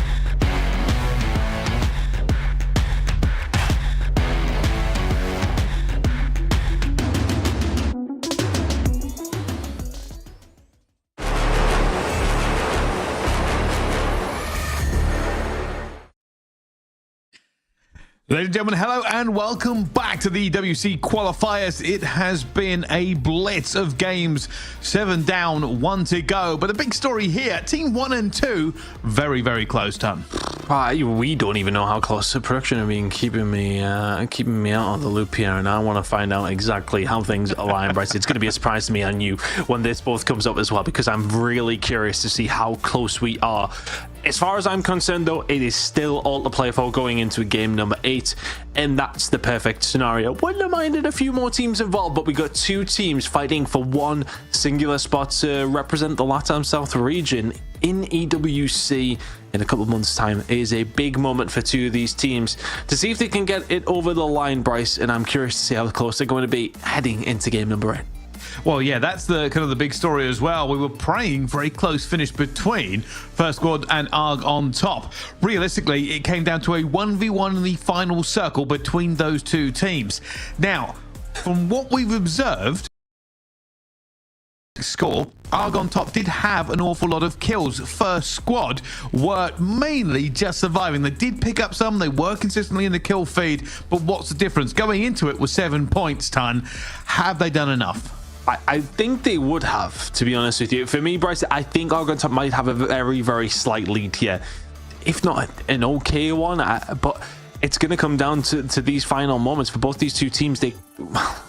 It's difficult because until we know, we can't theorize, but I believe it's going to be pretty close between these 2. Hopefully we can get the scores up eminently to try and get a decision. I believe the admins are still figuring a couple of things out, so hopefully we can figure out exactly where we're lying, because the game's nearly ready to go.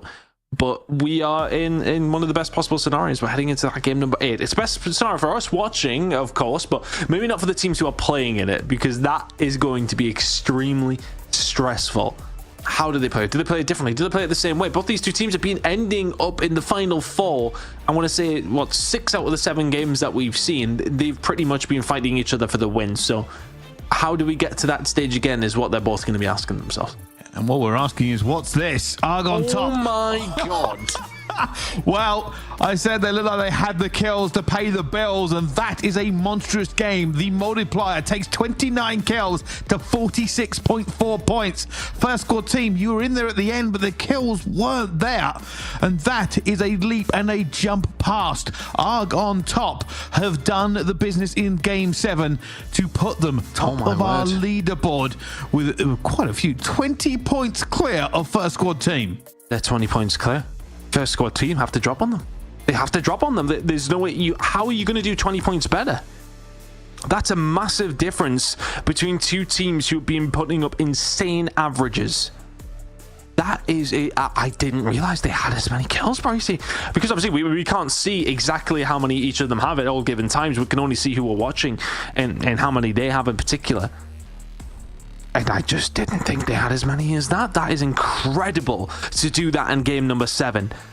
It's ARG on top's game to lose. I thought we were going to be super close between these 2 teams. A 20-point difference is a massive lead to have heading into a map number 8.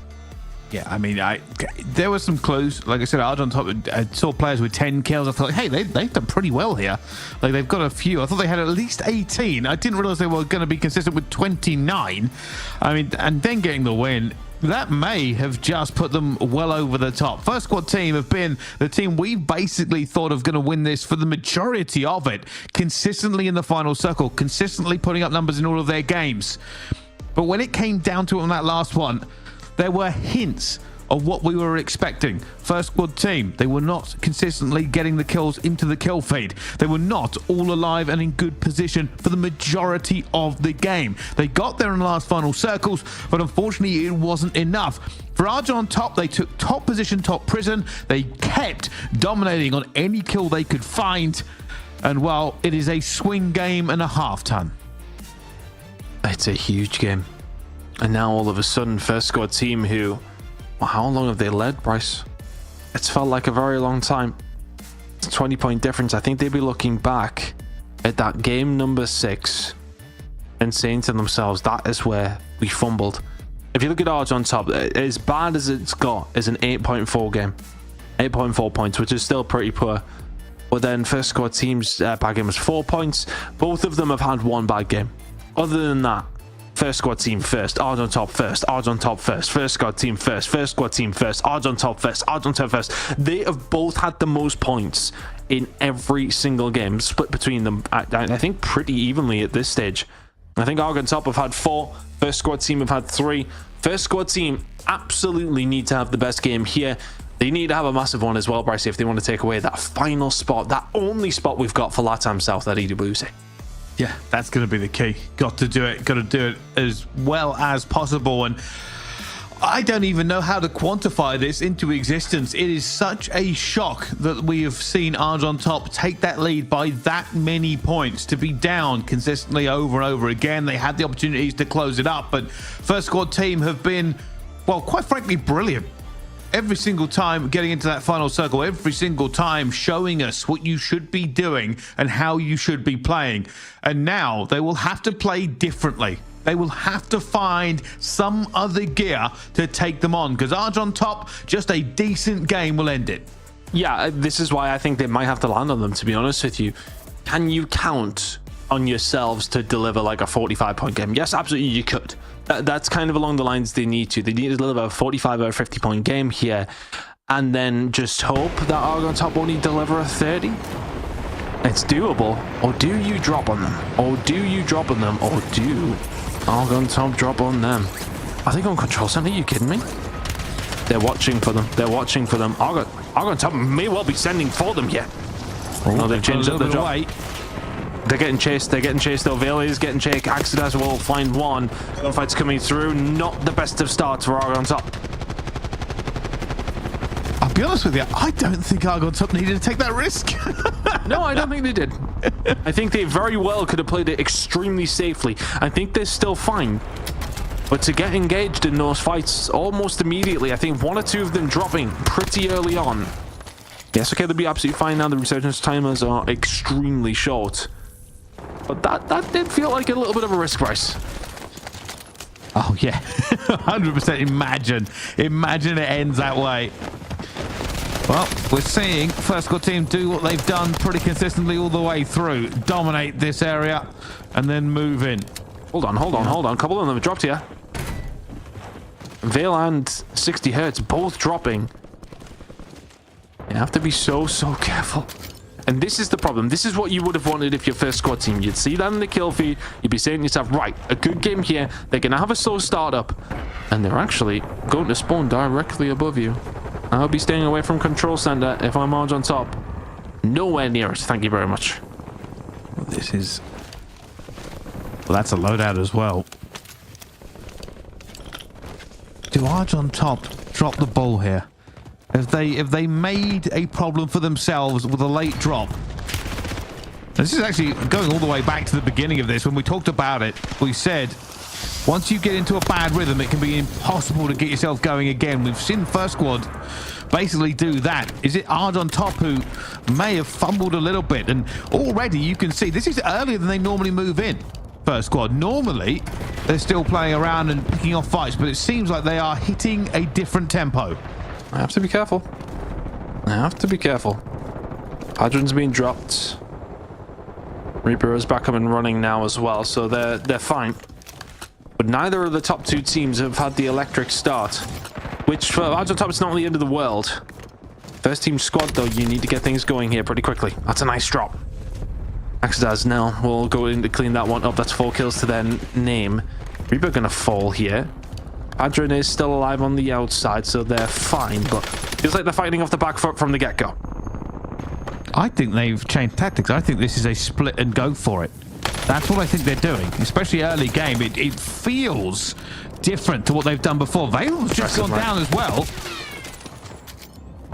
As this is high risk, high reward, but realistically, if you're first squad team, you've got to do it. You have to set a tempo that is unbelievable, just in case Arg on top keep a little bit of pace among themselves. It's a scary time to be one of these 2 teams. Padron's dropping again. It just feels as if they are not getting the swing of things just yet. They may well need to group, but the thing is for them that they don't know that a bad start is being had from Arg on top either. That's the problem. Arg on top are scrambling themselves. If they drop out early, all of a sudden, it will be first squad teams to lose. Well, that's a wonderful shot, by the way. It just went, hey, down you go. You turn looking for a player, and that's a little bit bad timing. The player up top as well, and almost gets caught. A couple other teams filling the kill feed here, but Vale's just gone down again, and he's gone down. A first squad team of Axis. I have not seen SWAT7's also gone, by the way. El Churro are out. I have not seen Arj on top on the positive side of this yet. But both the two teams are currently dropping. It's far from ideal. Padron's finding something though. They're running into good teams. 60 hits, finding kills. Every single one is massively important. Axtas now dropping as well. It's been mixy around prison, hasn't it? I'm convinced that they've said, hey, let's just get in amongst it. We can find the kills and then get a victory. Then it doesn't matter what they do. They want this all in their own hands. And they may have been blessed. I just saw Arj on top there, a little peek of them. They're back together. They'll be setting up now to start churning that engine over.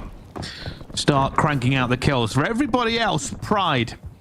Not prizes. They're too far behind. We've got two thoroughbred stallions running the top of the pack. For everybody else, it's, oh, that's a fun race to watch, and let's just do our best. It depends how involved they want to get. Do they want to play their own game? They wouldn't want to feed into it any which way necessary. They won't just be sending it, you would like to think. Or do they maybe want to send it towards somebody they maybe don't particularly like? Do you make things awkward? Reaper's fallen, as has Axedas. Is this potentially now very, very dangerous? 60 hertz dropping. Plenty of players dropping from both the two teams fighting for the win. This has not been plain sailing so far.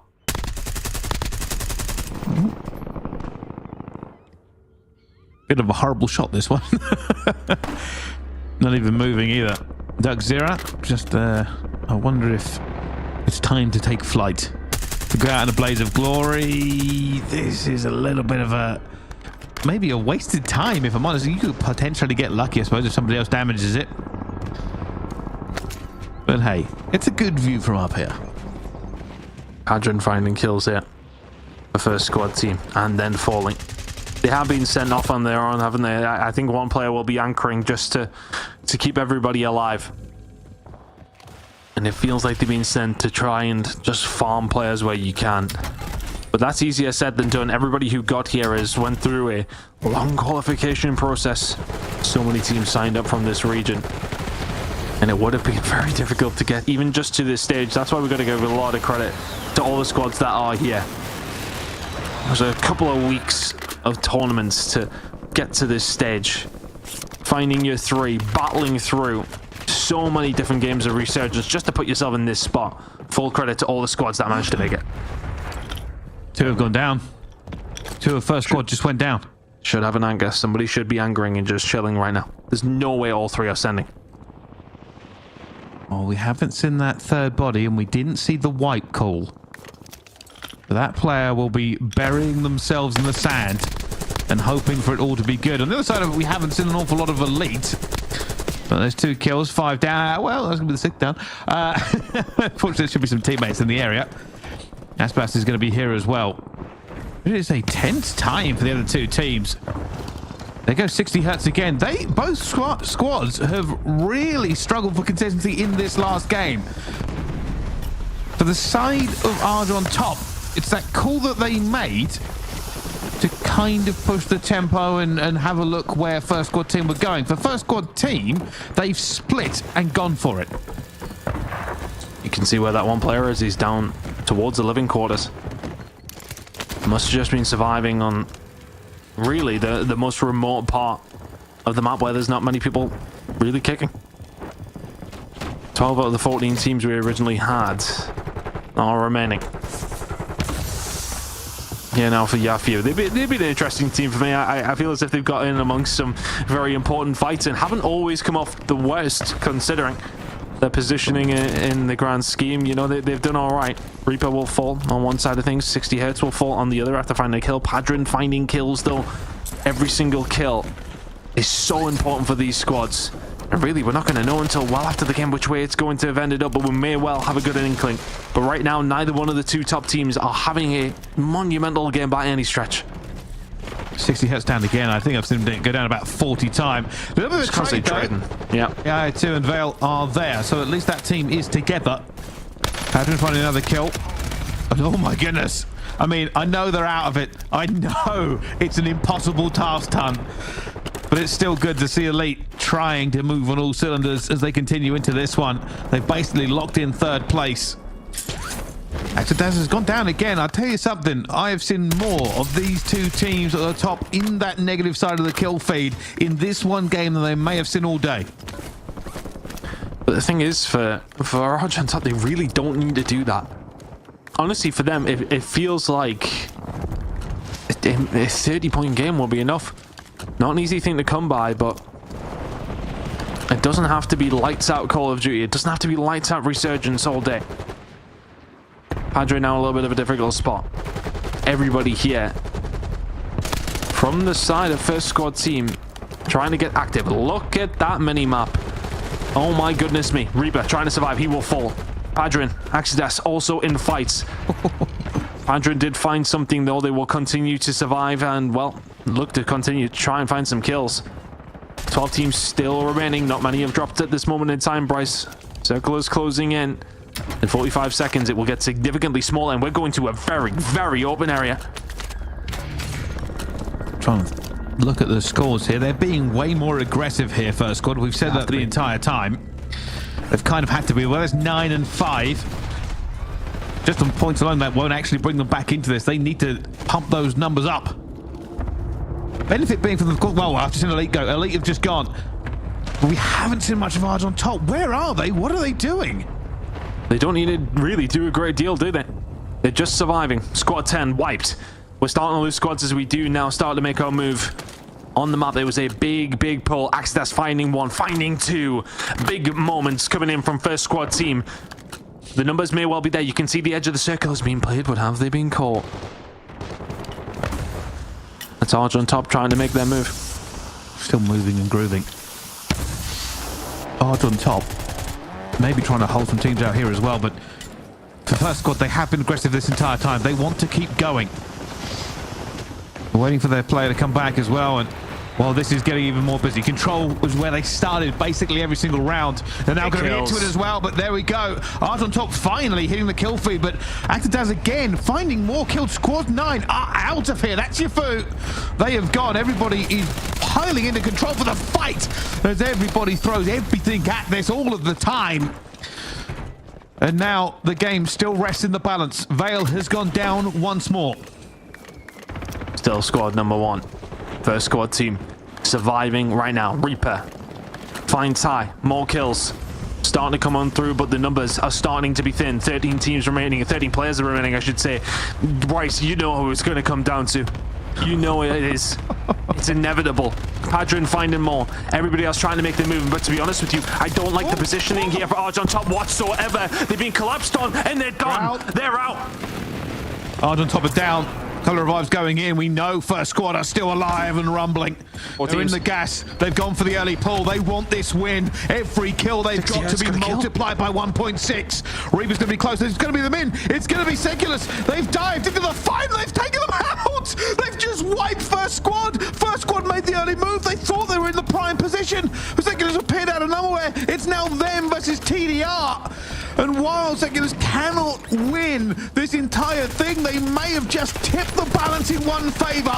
They should win this final fight. It should all come down to this, but oh my goodness, what an ending. That was a stressful final game for both the teams towards the top.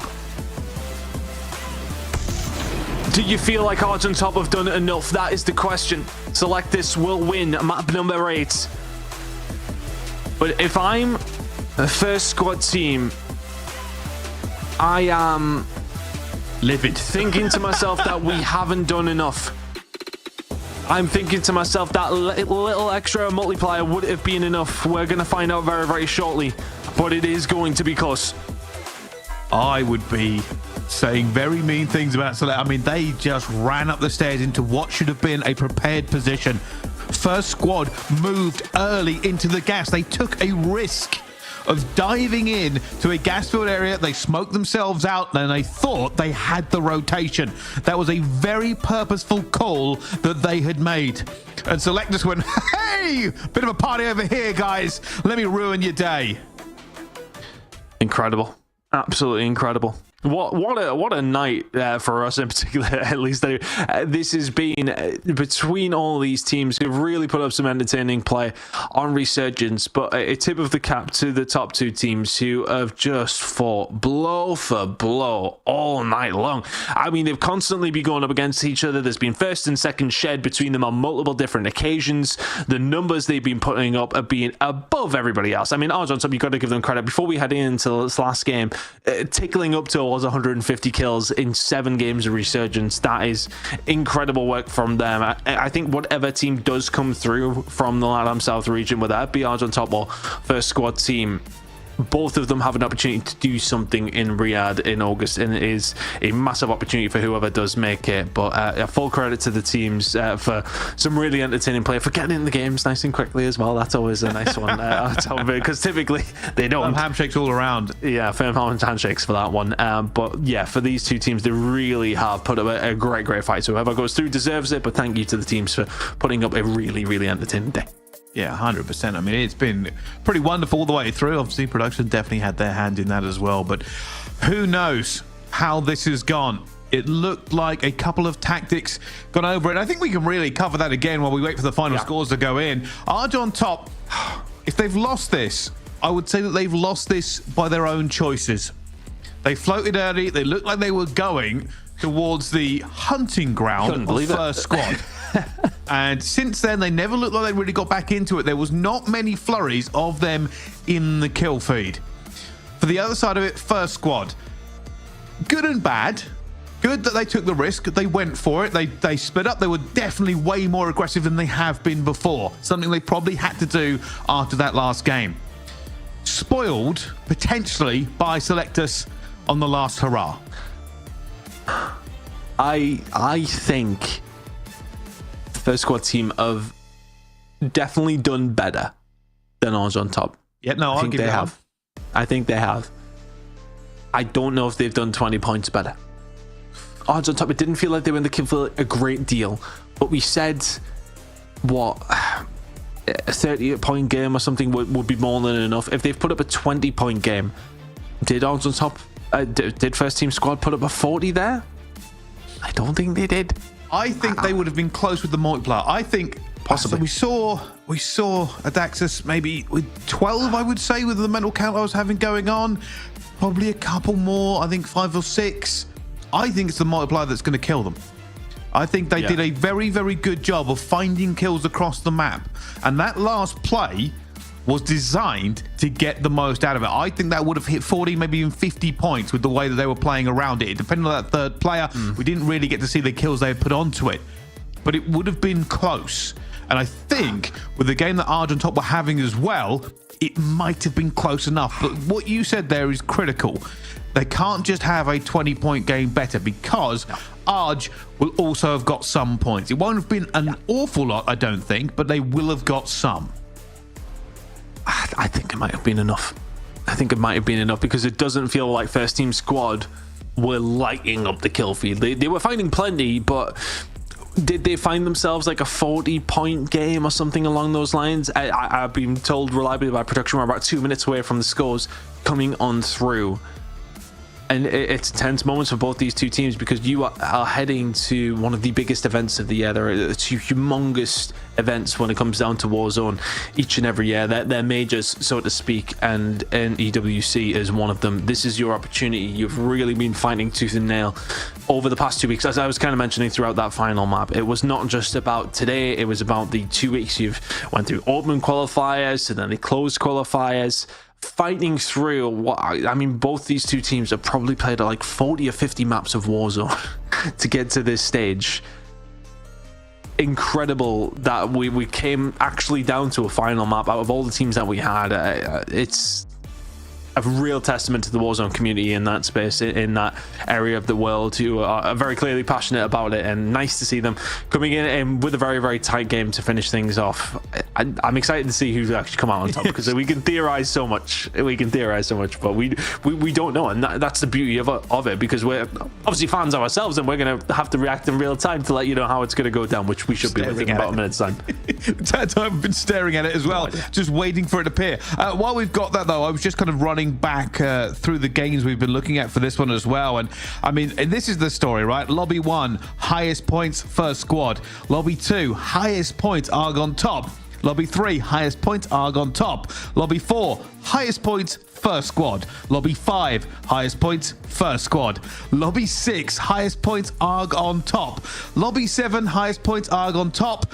And Lobby 8 will be the key, because it has really been that two-horse race this entire time, and we only have one ticket to give. There is no second place prize for this qualification to EWC. It is this or nothing, and the truth is, one of the very rare times where I'm like disappointed myself that we can't send both, because it has really been a battle every single step of the way. We've seen ARG on top win 4 out of the 8 that we've watched. First squad team have won 3. This last one, I suspect, will be first squad team as well, which means they've both come top in terms of points on half of the lobbies. And there is no way to quantify that, because they both deserve it.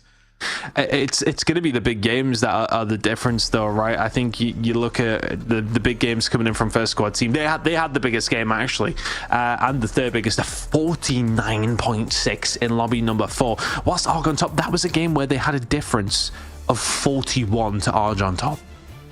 And the fact that I was on top with a team leading heading into map number 8 is a real testament to how they really did turn things around. But they'd obviously had a good time of things over the previous couple.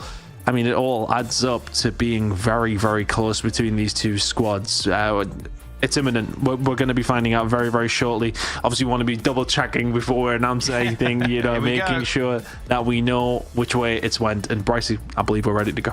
Yeah, production has told us to brace ourselves, as this will be everything.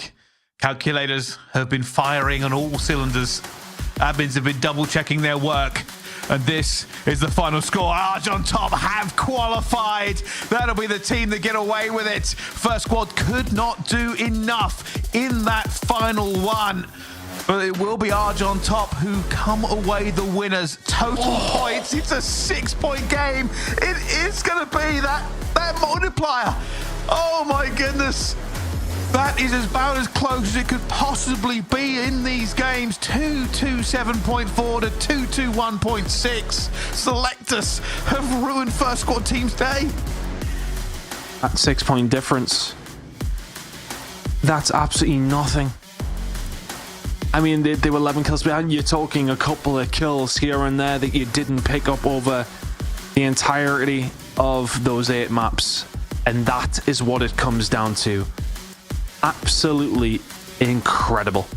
ARG on top, it was a long road to Riyadh, but they are going to be walking it.